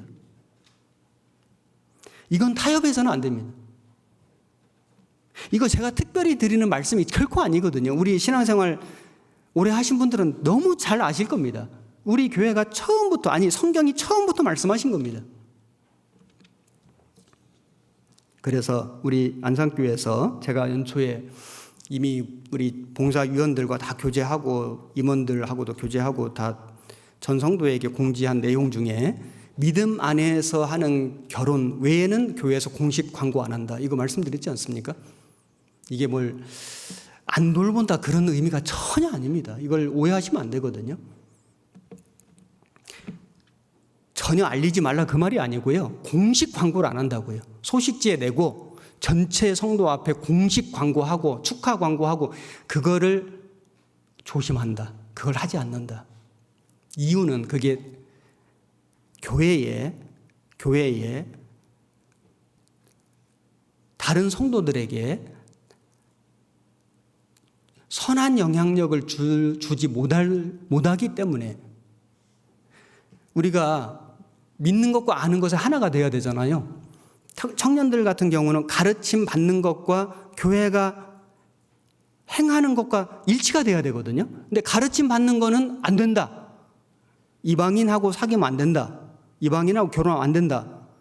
그렇게 분명히 아주 엄격하게 가르침을 받았는데 교회가 그걸 허용한다고 한다면은 많은 혼란이 있지 않겠습니까? 저는 우리가 가르치는 것과 행하는 것이 같아야 된다. 그래서 개인적으로 알리고 이렇게 구역 식구들에게 알리고 이거를 하지 말라는 게 아니고요. 교회가 공식적으로 광고하지 않는다. 서울교회도 그렇게 하고 있습니다. 목사는 줄에 설 수가 없습니다. 제가 하고 싶어도 할 수가 없습니다. 제가 안 하고 싶어서 하는 게 아니고요. 하면 안 되는 겁니다. 이걸 오해하시면 안 됩니다. 그래서 우리가 이제 그 믿음 안에서 하는 결혼, 믿음 안에서 이제 결혼을 할 수 있게 도와주고 기도를 해줘야 되는데 여기 이제 청년들에게 제가 나중에 결혼에 대한 특강을 별도로 좀 하겠습니다. 네, 오늘 부모님들도 계시니까 조금 더 말씀을 드려본다면은 우리가 이제 믿음 안에서 교회 안에서 결혼을 어떻게 해야 되냐? 하나님이 짝지어 주신 게 있는데 사람이 찾아야 되거든요. 복음도 다 이루어놓으셨지만 우리가 전도하고 이걸 깨달아야 되지 않습니까?